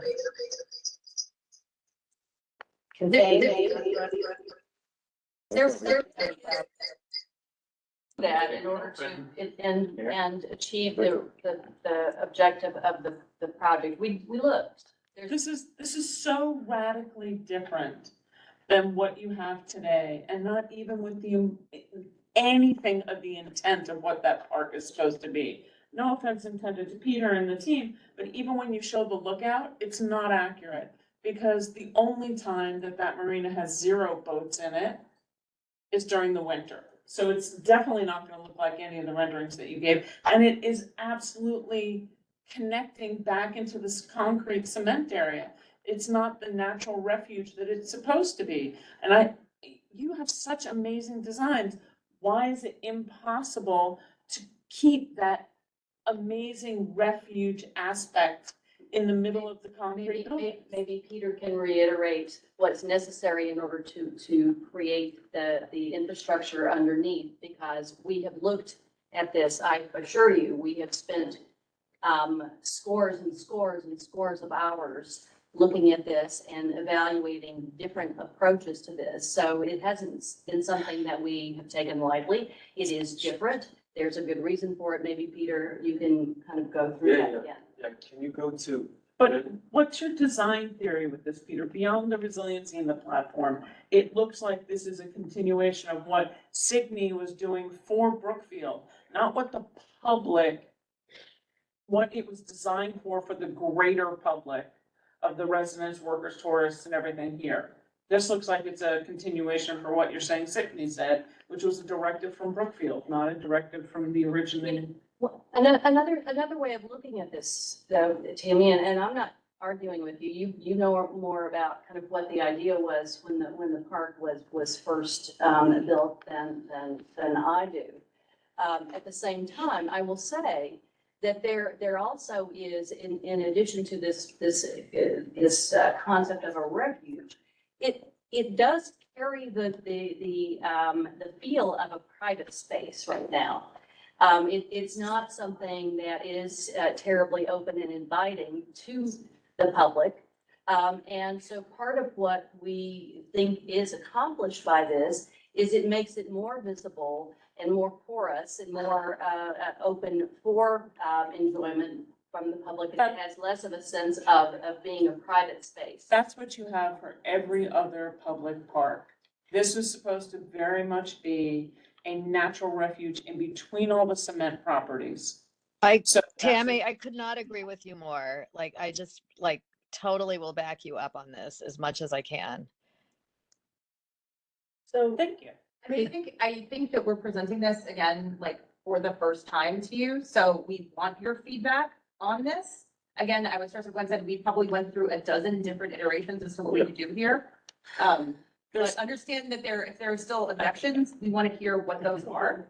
Because again, we are at, as Peter said, we're at 40% design. So I think we can figure out if there are other things that might be workable, but we want to have, which I think you're going to provide to us regardless, outside of this forum. So, Cherry blossoms, I mean, we're well written up as one of the best places to see cherry blossom. Best parks to see cherry blossoms in New York City. This is one of them. So again, I think that if you want to, and I know that you're gonna. I want to make sure that we're setting expectations here, because, while, yes, we want to try to address concerns as much as possible. One of the things that I think that is involved in what you want to try to maintain at this park is the retention of that ring of trees. Because that is what gives that this closed off refuge feel that you're describing. That, according to our engineering analysis, is not something that is possible to retain while also creating the infrastructure, the resiliency infrastructure underneath. Please, Peter, if you can expound on that. Yeah, again,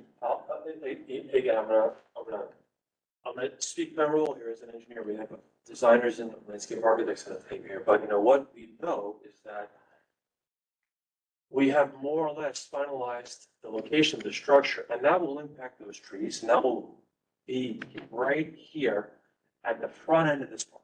So something's gonna be impacted.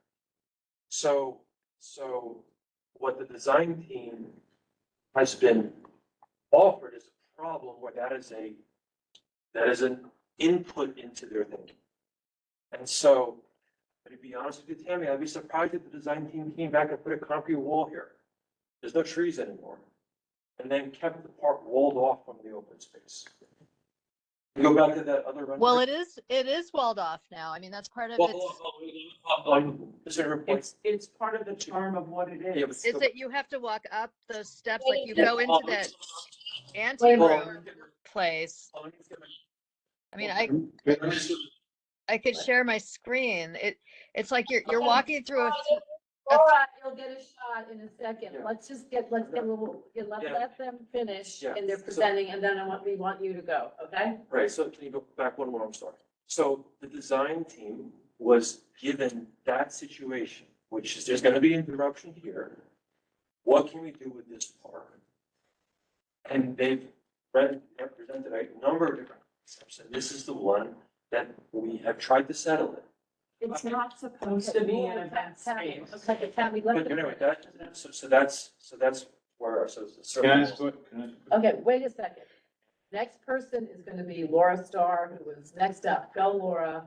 What do you want? No, I just want to back up Tammy about this space because it was originally designed by Anna Tenney and Webble, and it's like a very romantic space, and it's partly that you step up from the esplanade into it, and also it's the combination of the trees and the shrubs, so it's really insulated. And I understand like the constraints with the structure, but I still think that right now this just feels more like a soccer lawn, and I think that there's a way to have layers of enclosure like is there that will bring back that romance. I mean, in my mind, this and the garden to the north of it with the birches are like the two most romantic parts of Battery Park City, and it would be really nice to keep that romance there. So But you're suggesting to enclose it again, to try to layer enclosure is what you're saying is Yeah. potential. yeah, I mean, even if you can't put trees on top of where the structure is, you can still have people kind of like step up into it and have the ramps go up, so it feels special, like you're entering the special green elevated room, not that you're just like entering something that this lawn that's like just spilling out to everything else. Okay, My good. concern is that I understand the challenges of designing with the flood walls, and I like applaud what you're trying to do. I just think that now that you've got like the location of the flood wall, it would be good to take another pass at the design and really make sure that the spaces have hierarchy and a sense of open and closed, and they're all becoming they're becoming very uniform, and they're undifferentiated, and like the benches are all the same and they don't look comfortable. I just think it needs a level of warmth and romance and comfort now that Battery Park City deserves, because it's a world-class destination. Great Well- points. Okay, Sarah. All the benches We are- just don't need another soccer field. I don't know what you mean by programming, but we don't need Yes, you do. Brookfield. another soccer field. Brookfield I don't does. care what they want. Equinox does classes out We, there. are able to hold the equinox classes out there in the existing materially interesting special space we've got. And if you make it slightly further, if you took the trees and moved them in slightly, they could still do those classes there. Look at them and see them and hear them out my window.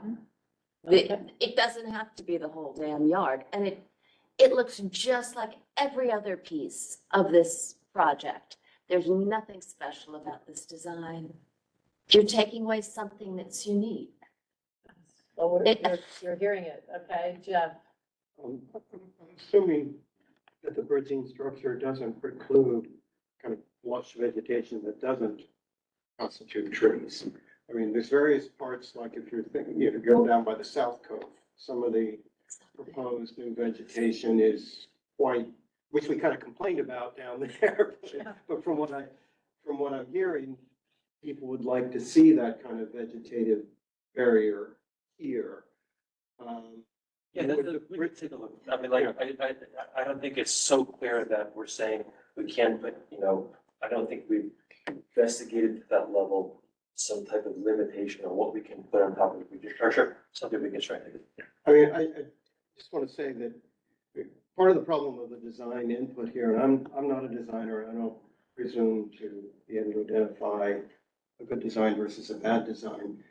We've had so many comments about the importance of preserving water views that I fear that maybe this particular space, those comments were taken to heart too much. And what I'm hearing from those who have spoken so far is that almost the absence of direct water views was considered a value in this particular space. Yeah. Wendy? So that's one of the things I wanted to ask is the bridging structure, it's strong enough to put things on top of it. So part of it, the view, I think to Jeff's point, was an aesthetic that the designers put on. You could, it's so strong that you could actually put whatever you want on top of it. Other than trees. And you could build elevated planters that could then have it, but I think this is an example of people that love what we have now. It's hard to imagine something else. And I'm going to just say that I'm probably in the camp of, I would probably end up loving this for what we have now. I'm probably more neutral in terms of being open to, as long as there's another space, because I think some of the other things are being redesigned. I don't, yeah, but the only thing I just as personally, I just think that when you're doing something new, the community is typically not like, we don't like change. You know, it's hard for us to imagine change. And I think that's okay to just say out loud that change is difficult. And I think that you're getting good feedback here. And to Jeff's point, maybe you make it more,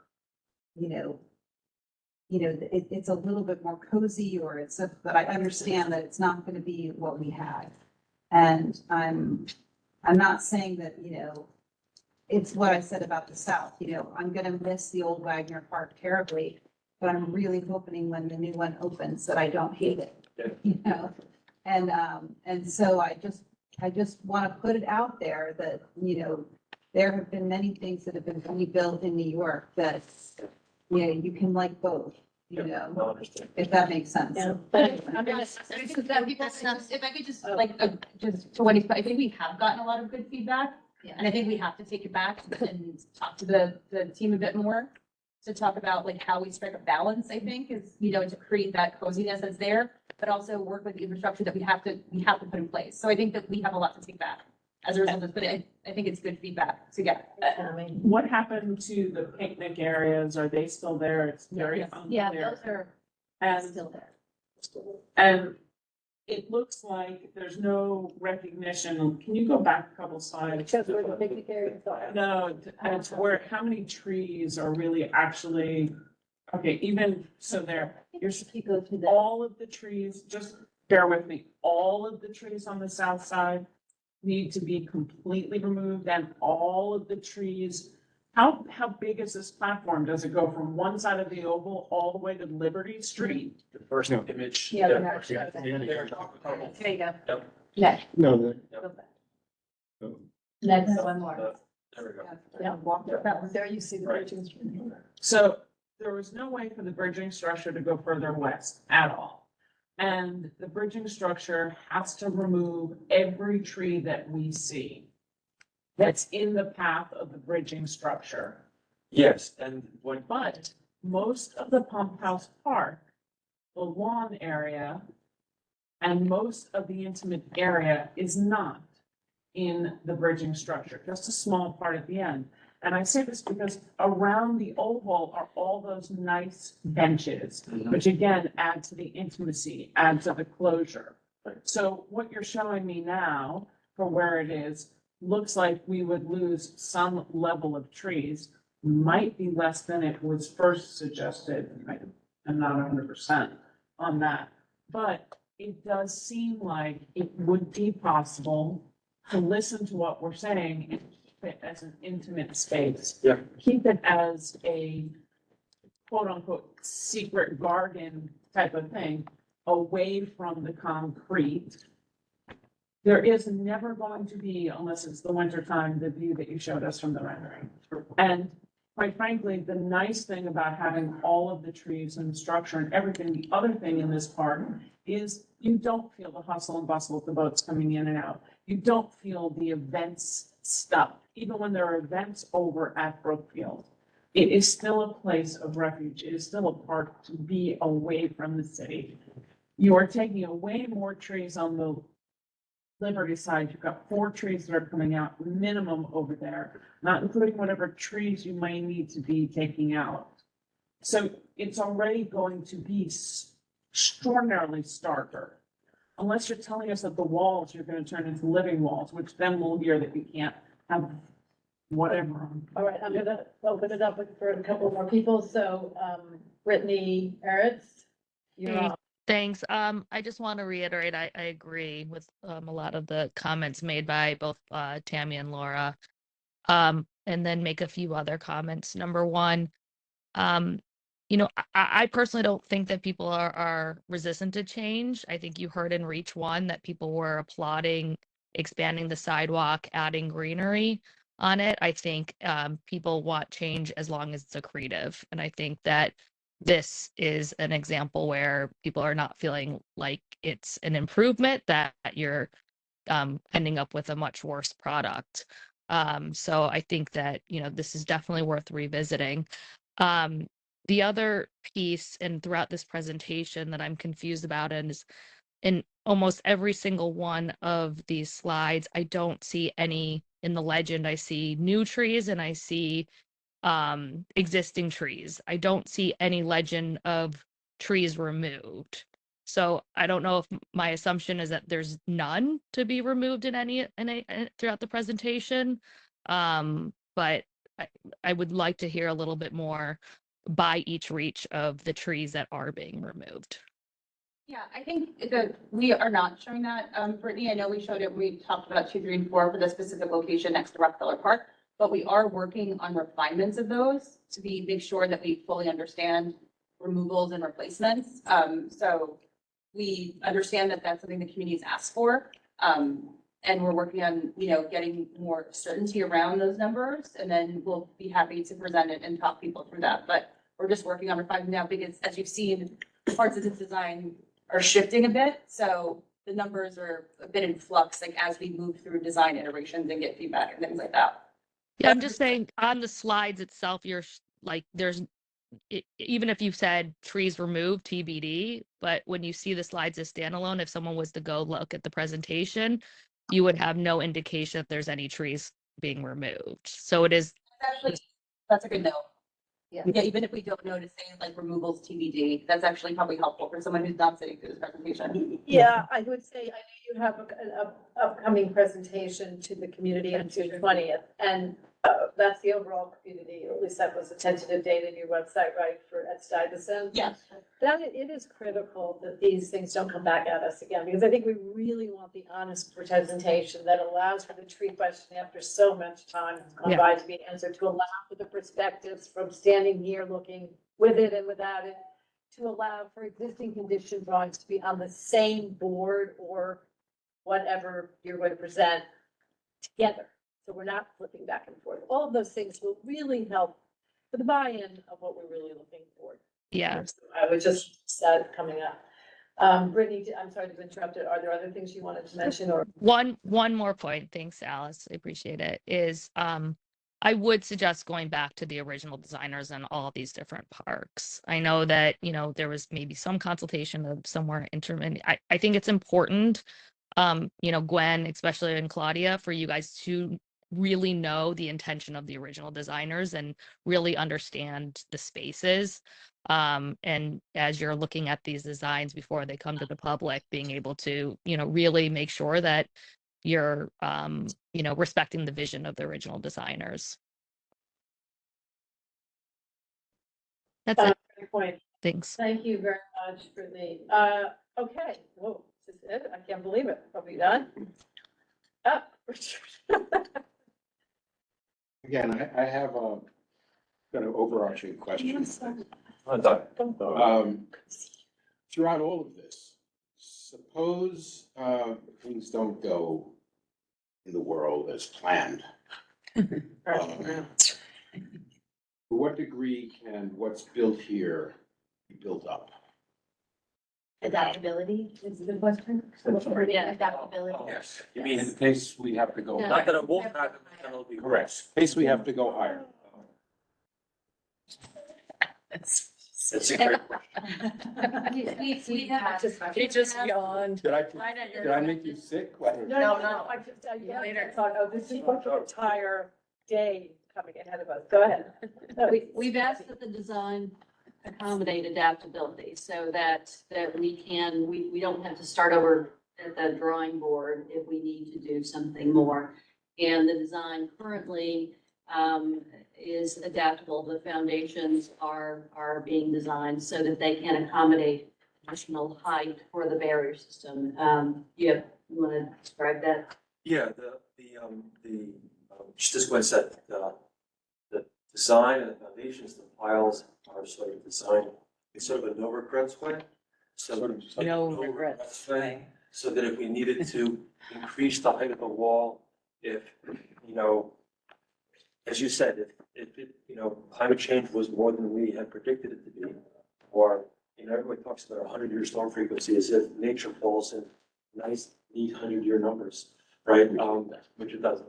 So, so the design is adaptable. The authority have required us to be looking at that and baking that into our design.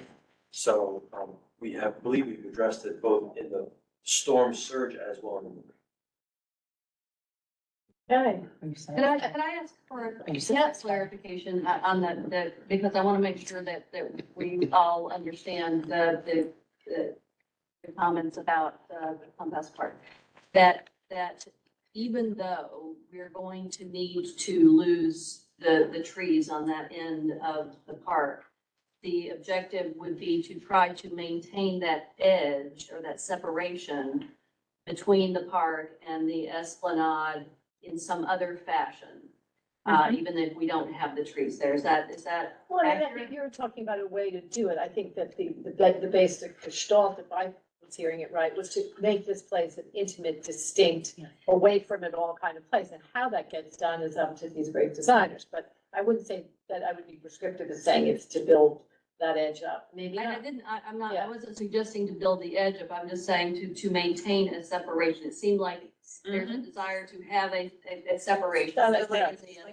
So just knowing, so the original designers, they're not alive anymore, I don't think, Cheney and Webble, so I don't think we can consult them, but they were like North Shore, Long Island estate, really elegant landscape architects. And I think if you can imagine that as the sort of front yard for, it's a public front, elegant, front yard, if we could be in, Glen Cove, or one of those places, and have a front yard for everybody that's really elegant and beautifully planted and feels enclosed. That's like what that felt like.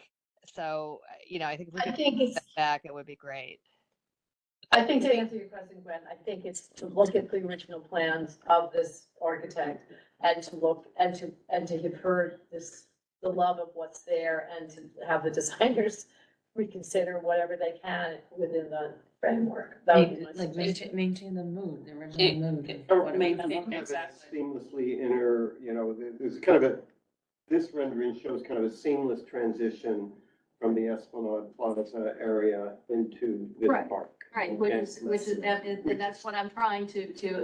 And what I'm hearing is, you don't want that. Yeah, we don't want that. No, Separate. it's supposed to be, its Supposed to be initial separate. design was supposed to be separate. So when you came out of the big concrete jungle, if you came Yeah. across the street from World Trade Center, that you were in a space that was removed from the concreteness. It wasn't supposed to be connected to the marina. You would be able to look out and see the water, but you were in nature. You were surrounded by nature. Hence the circular trees, the path went in a circle, all the benches and everything face into nature, surrounded and embraced by it. That's why all the picnic tables that, even when Signy, when they looked at redesigning that area, they got huge kickback that we didn't want the same street furniture that they have in the middle of the Lower East Side, in the middle of the Bowery, that they had like the colored blue furniture that was there. We liked the picnic tables, the picnic benches. They're well loved and well used because it's a refuge. It's where you could get your lunch inside and sit outside, but you don't need to be seen like you are at the area right behind, where the Winter Garden comes out. You want to eat lunch to see and be seen, you're out there. This is a refuge. Really, that's the right word from it, not connectivity. And definitely, when you're looking at the whole area, I come back to what you're replacing, whether you love the design and the art or not, in the back of Brookfield, whether you think those little step-ups are a pain in the butt, whether you don't, what is distinctive about it is its beauty, because it's really pretty colors and the marble and whatever. It's different. And what I don't see in all of the designs that we've been shown, and I know you're working on the materiality of it, is it's a lot of long cement bench looking stuff. It's a lot of very sleek, very modern. It doesn't have any particular artistic perspective that Battery Park City is so well known for. It actually looked. It could I'd be love to- anywhere in the world. It could be anywhere. It did. So I'd love to see that. And then the other question is, when you're looking at the walls, do they all have to be also solid up? Is there no way to glass any of the top or find a different materiality when you're showing us walls, that they're not just straight up walls everywhere? And especially on places where people would like the view. If I'm a restaurateur, you want your people sitting and looking out. Okay, these are great points. I think we've given you, hopefully a great deal to go with, and we will be writing this up as a resolution. I would like to invite you guys back for, the flood, like a whole meeting on the flood barrier system, and to answer those very questions about the wall, about other conditions that we see throughout the city, ways to approach this, some of the things that we don't see, the deployables, the different types of deployables. We did that many years ago, but it would be wonderful if at a future time, somebody could come back and do that. The authority, I don't know if that's possible, but, or if not, that gets included in something very specific at your next presentation. Okay, I think we've come to an end here, believe it or not, of this, and I do have to ask that our committees, remain to, work out a resolution here, or two actually, but it shouldn't be too terrible. But I want to thank the authority very much, and your whole team, really a great presentation and really, really helpful, and hopefully the exchange was helpful for you. So, we will look forward to June 20th, do I have that right? Gwen? Is Yes, that the time? yeah, that's the right date. We had an earlier date, but we pushed it back a Right, little I bit, saw that. to the 20th, so that's correct. So we will publicize that on the, right? Yeah. Is there any way you can make that virtual, even though you have those breakout tables, but that is for the, at least for the presentation? We're talking about it, yeah, about how we, or allow some virtual option. I think we just haven't figured out how we structure it yet, but yeah. Because I just think with the summertime, people are away. Yeah, it's gonna be more challenging. That's why we didn't want to do it too deep into June, but that was sort of as late as we wanted to go, but. No, that'd be great. That's a good point, yeah. Random question about Kowski Plaza. Do you know how long that construction is going to last in that form? But because currently the ongoing right now. Port Authority work. Port Authority work. It's, I'd be a reach out to A them. while. I think that they're wrapping up next, I want to say the next summer, next spring. I can just check back though. Yeah, I think it's a year from now that they're gonna be done. So that's constitutional. The work seems to be intermittent, and I'm thinking that's just the way the work is characterized, correct? Yeah, I think so. Yeah, I think that that's just the nature of the work that they're Do doing. it, test, do it, test, do it. Yeah, and test. yeah, they're doing some work that was like permitted by DC, so there was probably some things around that too, so. Sorry, I can follow up. Okay. Thank you, I really appreciate it. And thank you for having us again. Thank you for the feedback. Like, Thank just, you. I know it's not, thank you for the feedback Yeah. regardless. I mean, that's why we come to present to you to get feedback. To know that we're going in the right direction or if we're not going in the right direction. I mean, that's, we talk a lot amongst ourselves about, like, is this a good thing? Is it not? So again, going out and presenting something that we only talked about internally and getting feedback is the reason why we sort of do this in the first place. So. Yeah, it's Right, it would be really interesting to, in the next update, if you have time in June, to have an art conceptual concept. Like, especially even around there, what's staying, what's not, what's possible, what's not.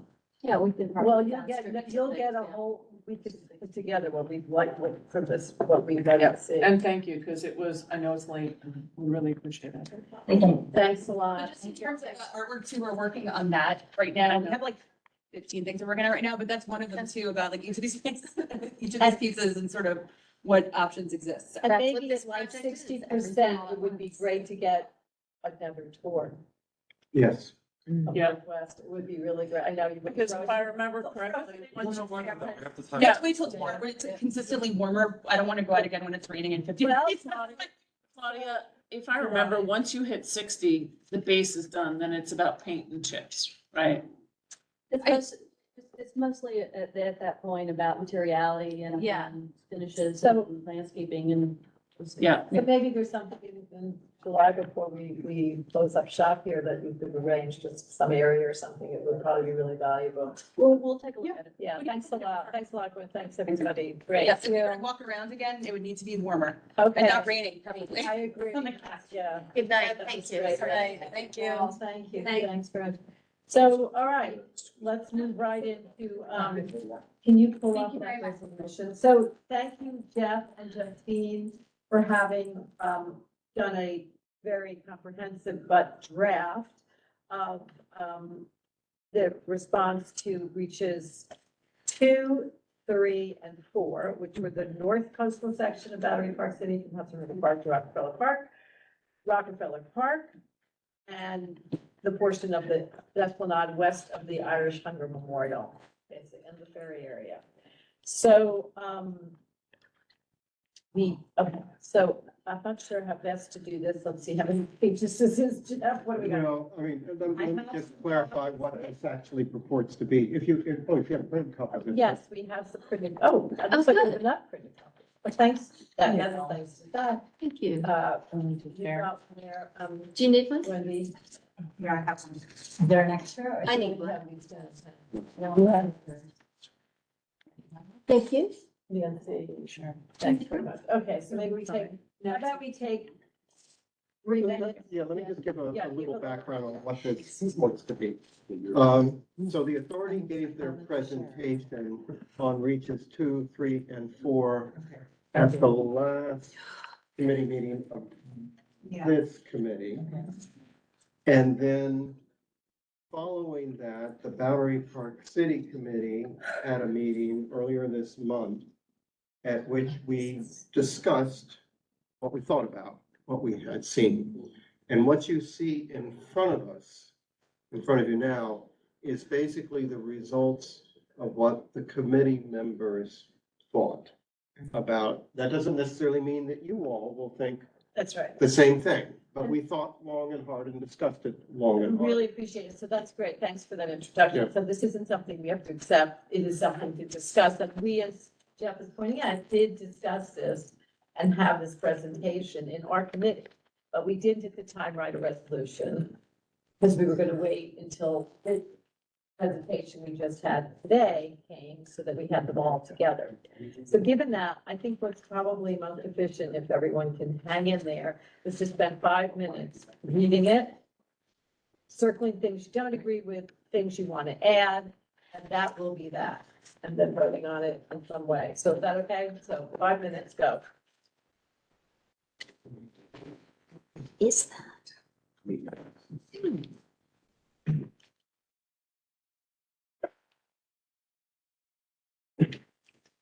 I'm gonna jump down to the ladies' room. Thanks for laying it out.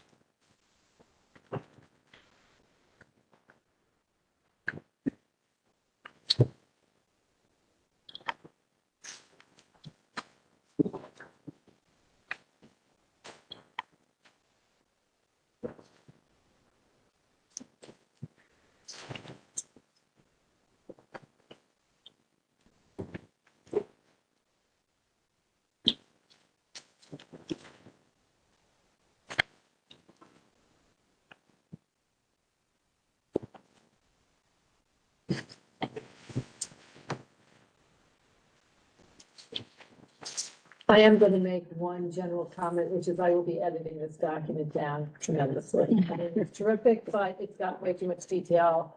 I think we can, you know, Feel free to. yeah, I mean, just think like that thing on seating, I feel like I could do it in a sentence, so I think we could just to say.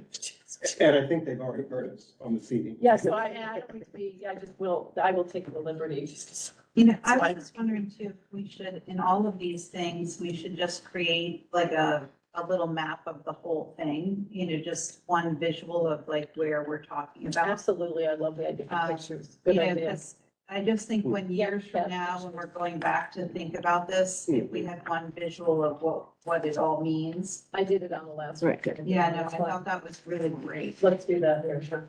Okay, great. Sorry to interrupt. Yeah, everyone's no, that reading. was, that's the reason I opened my mouth else, because I like pictures. Ditto. Yeah.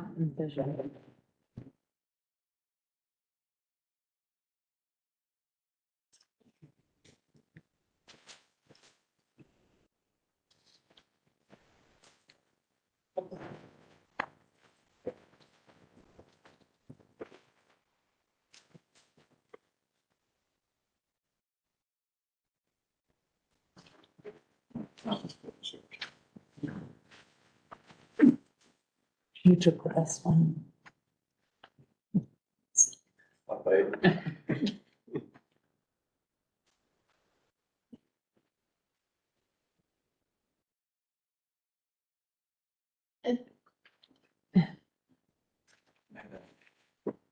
Agency meeting again this Friday, yes.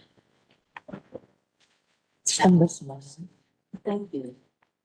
Thank you very much. So, hey, Jeff, was there, I'll be right back, talk about kids climbing walls, if that's a big negative? That was a point that was raised. Yeah, I'm trying to think. But a lot of these walls are against other walls. Yeah, I was kind of, I mean, I'm just, Time out, Wait. let's read, please. 5 minutes. Read, just the report. And yes, all right. Then we can go. Let's just read through it because I'm in and I already read it.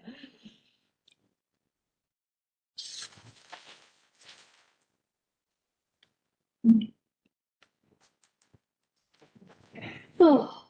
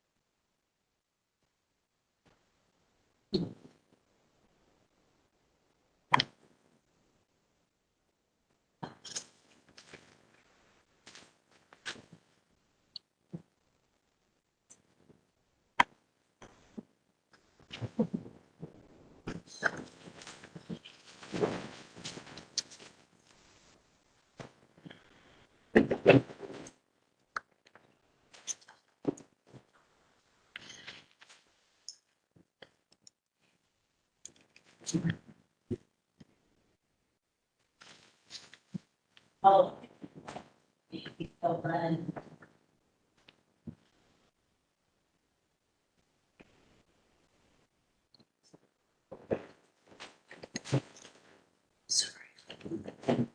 I double meal. No, I brought my. Oh, that's right. It's hungry.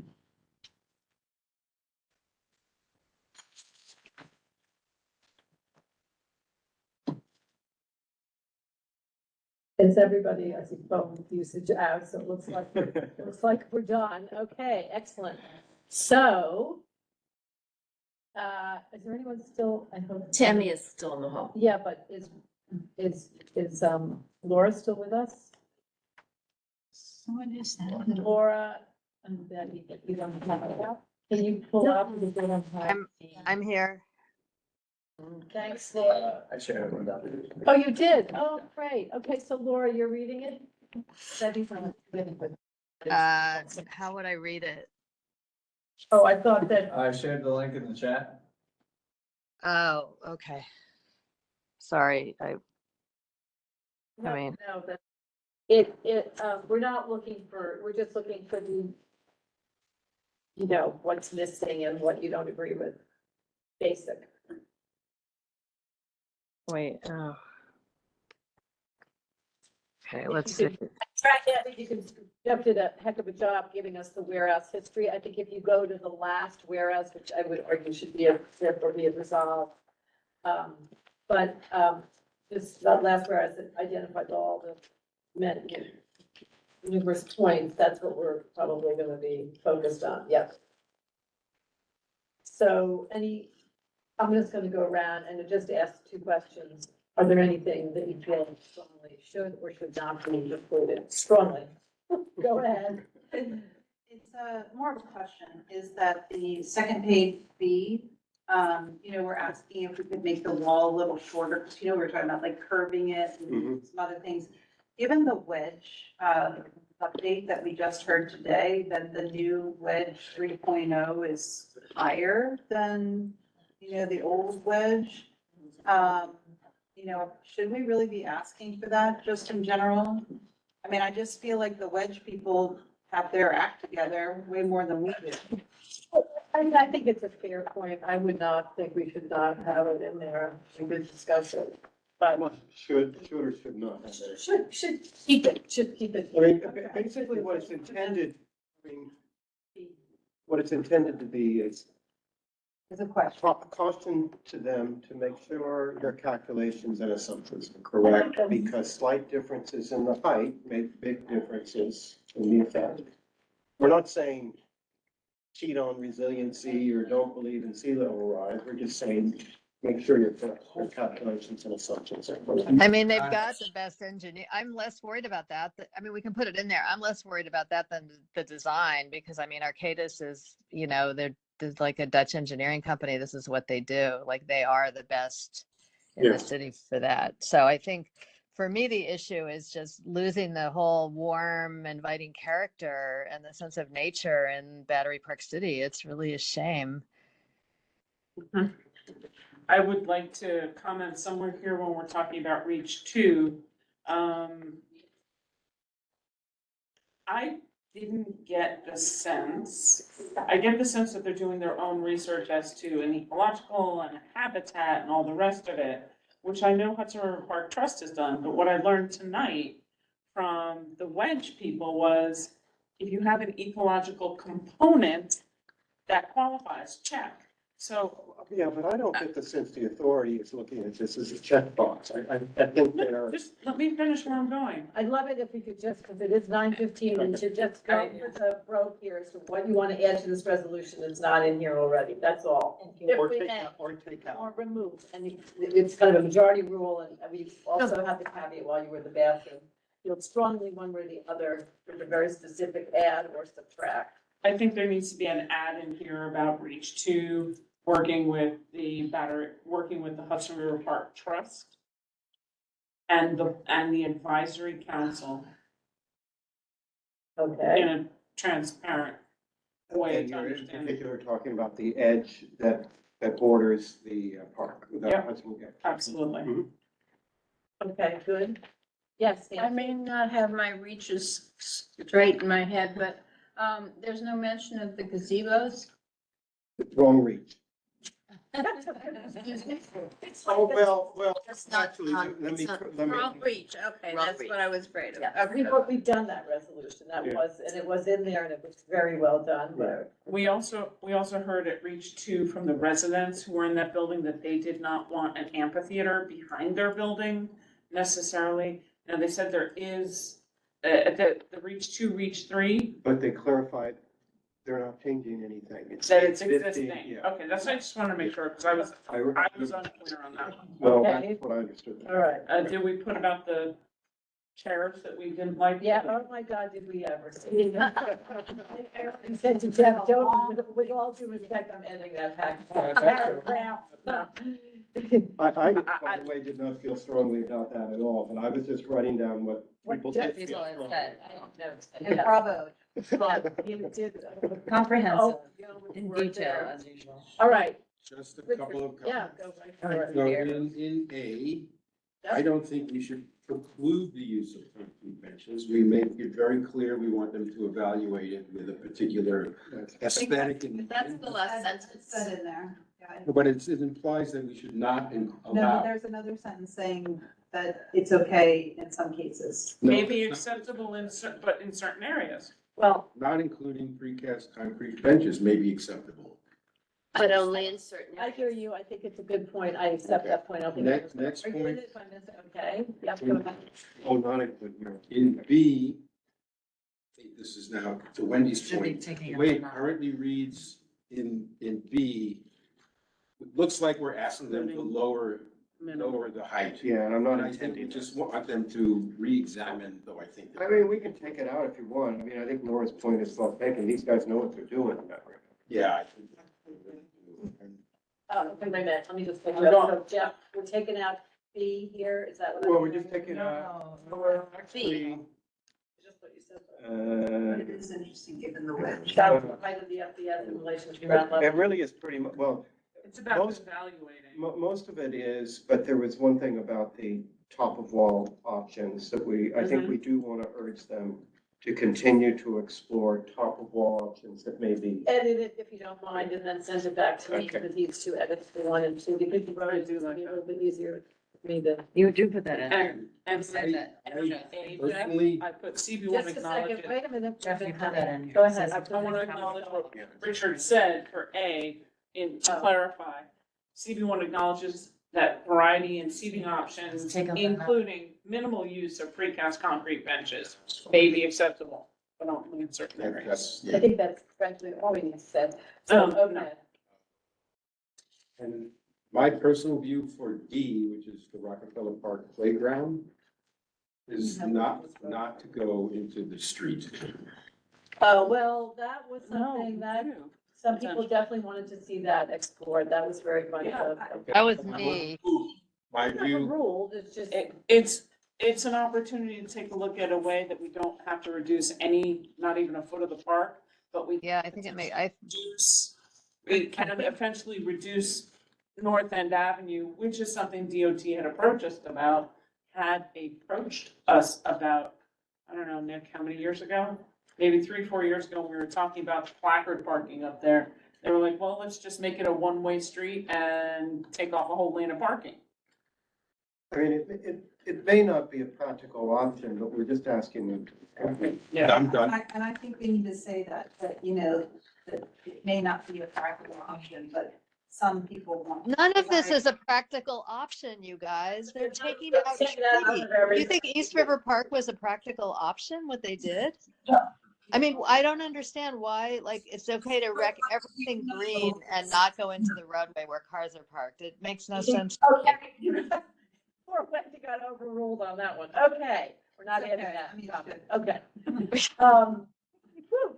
All right, it's 9:20. We're going strong here, gang. Anybody else with something they feel urgently should be or should be included or removed from this draft? It's gonna be ignored, so I'm gonna just butt in.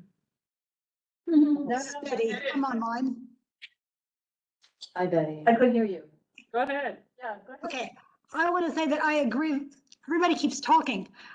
I agree with everything that Laura said on both points. One, so I'm glad that it's going to be accepted, considering going into the street on River Terrace. I also agree with her overarching comment she made at the very start of this. It was actually a good summary statement, rather than just a checklist, which I know everybody wants to list their favorite thing to be looked at, and that's probably all important. But her overarching comment about the concerns of kind of the loss of soul and the identity of what we are is kind of a, and Laura would be better at stating it again, is a good closing comment for the whereases. Just my opinion. Thank you. Yeah, I think it was like I guess the sense of warmth and nature, that an inviting place of nature. I think Tammy used the word respite. Refuge. Refuge. That was good. Yeah, that was. This is for the, just that we know, we should put in both resolutions, but we're just talking Yeah. about. the first Yeah, no, I made the same comments, I hate to say it, for 2, 3, and 4, because I did feel like it was a substantial personality change to the designs. And while some of that is completely required to get the resiliency stuff done, it's such a large swing towards Yeah, I think we're gonna, commercialization and corporate. yeah, well. I'm not sure why they're doing that either. I mean, I think, I would say cost. You're right. I mean, cost and also, big, they're great I mean, I love working with them, but they tend to be like, sort of more conceptual than like warm and wood and you know what I mean? It's like they're more about the one line concept than making it like a warm, inviting. Yeah, I mean, So I think that's I look for part of it. Although Scape, materiality. I don't know. I think we should push because Scape can certainly make it warmer. They do good work. So I think we should keep pushing on it. I mean, yeah, I think we have to keep pushing. Definitely add that line that we're talking about, the Yep. loss of soul, the identity of park, the sense of warmth. The Change of personality. Connection to nature. Connection to nature. Warm. Park City's uniqueness. Yes, Uniqueness. and Oh, we have one comment. Hi, I still want to speak. Oh, okay. Well, I think we're at the resolution, but, doesn't matter. they get the public speech. Yeah, no, I just meant, I'd love to, okay, Brittany, go ahead. Sorry, I'd like to wrap this up. Thank you. Thanks for letting me speak. Yeah, I think that my point was actually what I think Betty and Laura were just saying was one of the biggest pieces of feedback was the loss of the uniqueness of Battery Park City and the design. And I think part of that is one of the things that makes it so unique too, and this is why I keep harping on the mature trees, is tree canopy is part of what makes Battery Park so unique as well. It's the exceptional design. It's the trees, it's the nature, the open space, the trees, the grass. You don't have that in other places across Lower Manhattan. And I think that that's really important, as you think about these designs, losing any of those elements. Thanks for letting me speak. Yeah, I'm glad you underlined that. Go ahead, just a second, we have another hand up and I have to be Nick's put up. Hi, Nick. Hey, everyone. Just a clarity for the committee or committees. Yeah, wait, let me turn this off. So clear, we do. Know how to un- So that's something you're planning on doing? Yep. That's helpful. So we should have. Yeah. Yeah, that was. Well, I think, yeah, we learned that today. Yeah, Yeah, absolutely. so Happy something to. planned to Yep, do. okay, and that, good, good. And yes, certainly hear about the tree canopy, as we've heard from the beginning, just as a reminder to the committees, although I'm sure you guys are tracking this. The option for using the offset wall on North End Avenue and having it put into the park was actually to save more trees. The option to narrow River Terrace would be to lose more trees. So it seems like in that point. But there was a third option, which was to bring it into the roadway That somewhat. would still lose all those trees. I mean, I say in here if you can preserve the trees, but most likely it will lose. When the Battery Park City Committee netted Well, I out, don't think you guys know was that. yet. No, but if you just pull out a tape measure. Yeah, if you ended up netting out 101 feet per jet. Going with the offset wall option where you saved more trees and added about 1,000 feet to the playground, albeit move off the strip in front, but made the playground bigger. I think there was a lot of interest in this committee during the presentation about the idea of the road, so I think. Well, I do at think- minimum, an exploration of this point is worth Well, exploring. the way it's stated here is moving out into the road if it would still preserve the trees. But if this committee thinks we want to move it out into the road and we don't care if we lose all those trees, we should say so.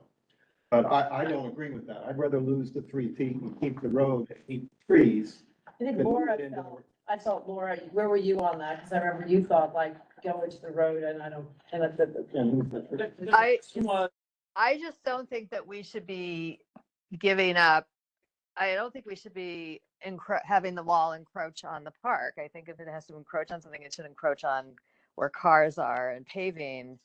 The trees, I don't know, like I love trees, but I think, this is like, it's hard to say we're going to keep trees when they're putting in flood walls. They're probably maybe they'll keep them. I don't know. Construction is brutal and messy, and they'll probably, if they lose them, they'll replant them, and our grandchildren will have trees.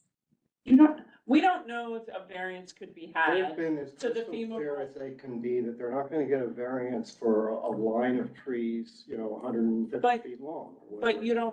what we don't know is whether they'd have to remove all the trees, some of the trees, how big of the trees, maybe it's only by. In the absence of a variance, they would have to lose all. Right, but we don't know if a variance could be had because it's so far from the water where we're talking.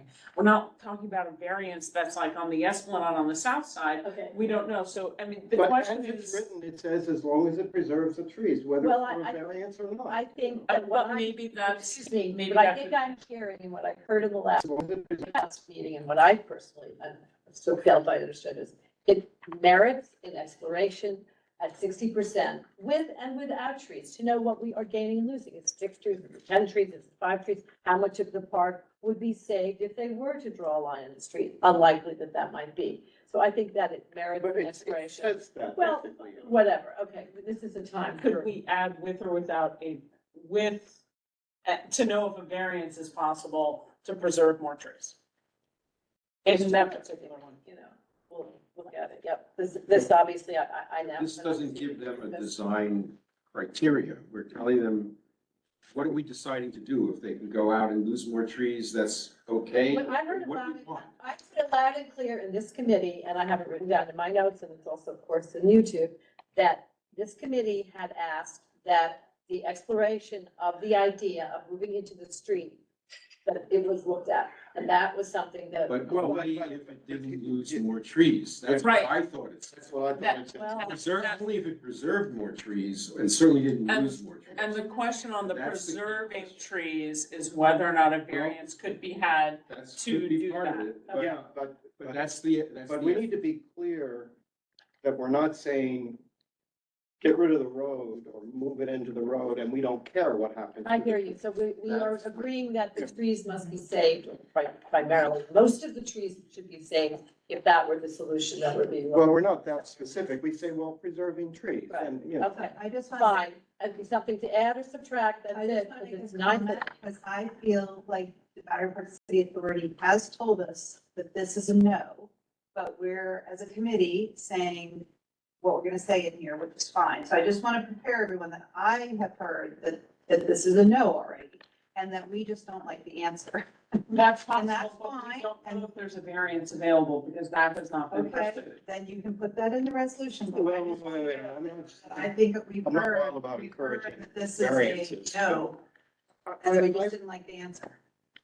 I think, I mean, I think the way it was written is close enough, unless someone feels strongly to change it. No, it can stay as is, but I just want Okay. to, I just want to Okay. say that I it's don't. not think it intended to was be insulting before. or I think we anything. just didn't like to hear If they the can come back and give us an answer, think- maybe they've already given. They may not do anything with the road, Wendy, but I think it's really important because we're the environmental and, ecology committee. I think we need to take a stand and get the green space and the natural systems on as important of a footing as the systems for cars, because we're not the car committee, we're the green committee.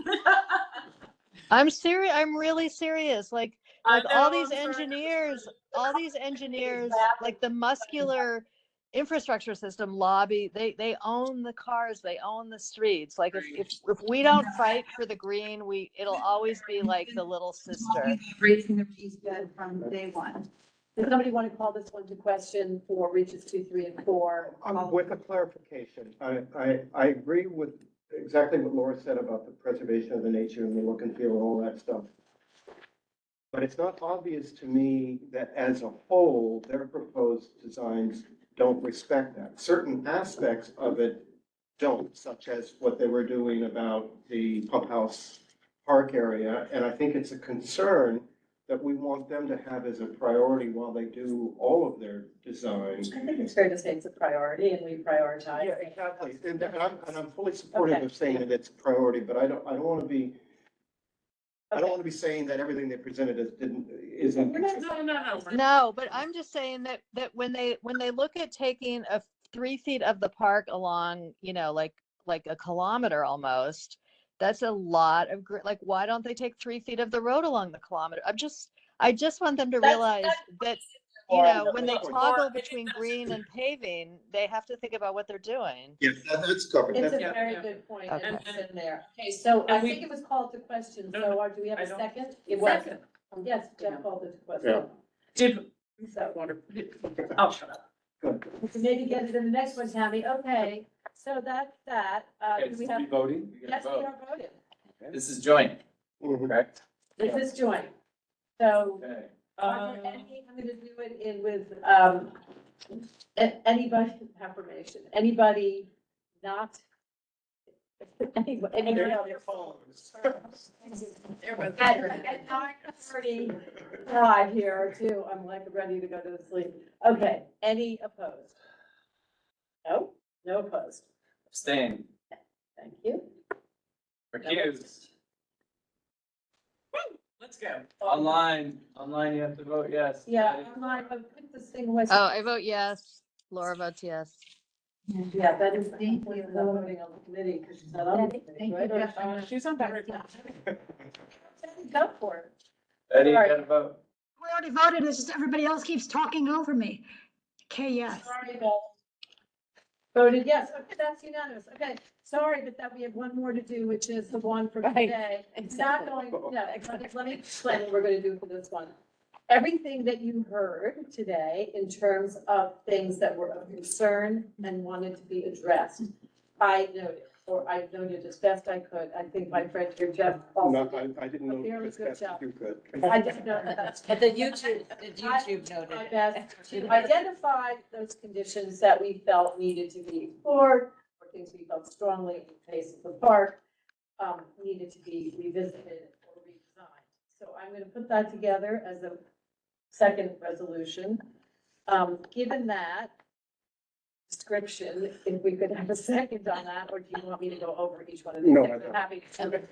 I mean, I can do it very quickly. I think you should go through it. I'm just. Okay. Okay, so, okay, sorry, let me just get to the page where we are. And, just a minute. Right, so we will look at these are the reaches 1 and 5 and all of that, but where it is and what reach it is and that sort of thing. On North Moore and 9A, that we would be requesting that the DOT, which is supposedly working on a study, provide the study. City and state. City and state. There are two separate studies. We've been, okay, we covered that, and I'm just looking for questions I had.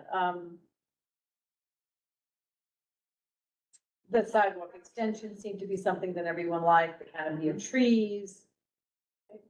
The promise of a separate meeting with DOT on transportation related issues.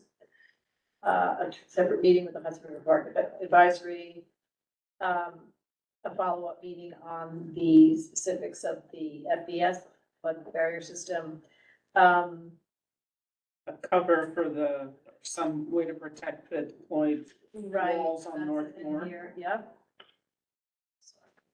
That was here. Question on the materiality of the 8-foot cement walls. Yep, wall, the aesthetics, the graffiti plan,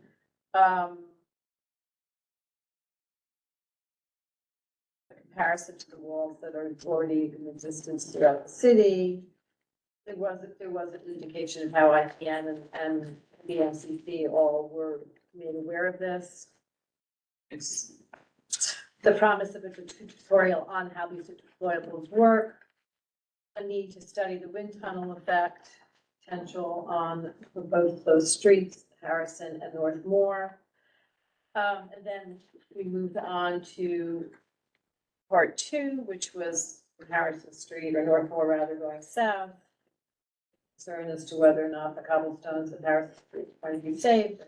Promise that this would go be reviewed by landmarks and state historic preservation, is that a group, a separate, okay, we did that. A look and understanding of what those gates are on Harrison, how big they are, how tall they are, all the rest of it, because there was no information on that. The Reach 5 was just identified as the most technically complex of all the reaches, and design, the location of the bridging structure, which was looked at to go west and was too challenging with permitting and the cost to allow for that. So what we get is what we get, Pass Park, all of the different points that were raised here that I'm not going to I'd reiterate. like to also make sure that it's in there about the more natural look. Yeah, In that's the in here. design going all the way around the marina, or art, you know, something that has a personality like exists in Battery Park City. So the same point that we're Yeah. raising in the last one, we will raise here too on nature.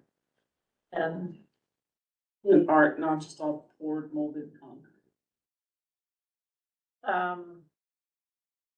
The request that at the next presentation, we should have you know, the showing of where the trees are actually removed that we've been asking now for a long time, the importance of that pump out part to be a refuge, all of the things we talked about, the romance of that space, the isolation of all of that, the vegetation needed, and the respect to the original designers to go back and look at their work. Again, the concerns about the benches, and I think that was Around the around side of Liberty Street where they've removed the trees to find some way, even though the platform is there, to do vegetation, so it is not just a stark, You mean not Liberty, but 5A. the Liberty extension. Yeah. Do you know where they're removing I think them? you're asking for a walkthrough, right? At the police memorial? Thank you. I don't believe so. I will go through Don't think the so. tape of the No, work I that believe can- you No, I I got it at 3 in the You got a morning lot of last stuff night, so. there. You got it, and I'm then Alice, tired. there was, we wanted to see the impact on Reach 1, the impact of what it would, remember what Yes, all these things. very good Your point, am I speaking English? Yeah. Okay, okay, so Is there a point around just connecting? the impact of all of And the promise Reach of getting the one. state to come. With Yes. all reach 2, 3, 4, 5, what I'm afraid of is that it'll look so different. It's all part of the same program. It's supposed to, that's actually part of the point of what we're making, is that it shouldn't all look the same. It should be distinctive, the way Battery Park City is distinctive now, where you know where you are. So the North Cove Marina has a specific look about it, which is very different than South Cove, for example, and making sure that I'm just thinking, because now they're doing all that work on Northmore, Harrison down. Are there any elements there that you wanted to connect? Because it's all part of the same resiliency. they said that they were gonna make the north side look more like Tribeca Okay. and blend there, Which makes. which Which makes makes sense. sense. Yeah, I just In didn't other know words, if make they it were as having ugly the as the same FCC. things. You're talking about like the furnishings and the trees? The trees, or like the benches, or the gates. Trees. Called it out. Yeah. The only other thing I think we're missing at the bottom of 1 is to have a more robust understanding of how it affects the bottom of the Hudson River Park Trust, which is their gateway entrance, with the bike pathway, which none of us, and the esplanade to prioritize pedestrian safety, and the side of Stuyvesant, which currently is a public plaza for pedestrians, and there's that giant city bike rack there. And mopeds, and electric bikes. Right. And regular cars. And a new pump house. Yeah. But you know, like, I still Yeah. think it's a really big deal that they put the flood protection on the non Hudson River Park side of the highway, because We should acknowledge that. we really have to acknowledge that, so they don't go back on that with all those utilities, because if they had put the wall there, it just would have set the precedent for the Army Corps to seal off the Well- waterfront. It just would have been a disaster. I think it's a great benefit on the east side. It helps BMCC. Totally. It'll enliven that sidewalk. I mean, it's. Yeah, yeah. gotta be Yeah, so they're much gonna, better. that sidewalk is a dead Oh, and, sidewalk. yeah, so buses in the parking. That's what I did. That is DOT, that is discussed, I thought. That was a separate meeting at Betty's committee. I Yeah. thought you asked for that, not here. But that's, we can obviously edit as more steps. Why were Okay. they worried about the bicycles going towards Stuyvesant? Bikes aren't I supposed to can tell go you- there. Well, let me answer that for you because it was a topic of discussion on Hudson Park Trust Advisory Council. Oh. The DOT maps are incorrect for Battery Park City. We had a bicycle working group 8 years ago, I feel at this point, or 5, 6 years ago. And we requested that DOT change the maps because the Esplanade is listed as a bike path. It should Oh. not be, it should be listed as a shared road. And both the Hudson River Park Trust wants it changed, as well as Battery Park City wants it changed, and we want it changed. Yeah. Because there's just 3 months now, we got my request for that. I'll educate you. Thank you. Are we, Okay, we are adjourned. Wait, no, wait. I need a second, I get the second. third. We have a second and a third. So anybody opposing this resolution as we have any recusals, any abstentions? It looks like Laura and Betty, are they up to bat here? Yeah, I'm good. I'm on board, I think. Betty is a yes. Yeah. Okay, Betty, thank you so much. Yeah. Thanks, Alice. Thanks, everybody. Good night. Thanks, Tammy. Good night. Good night. Bye. Wow, we Right. did a lot. Before we stop and film. Yeah. And Health bar, that, and then some of us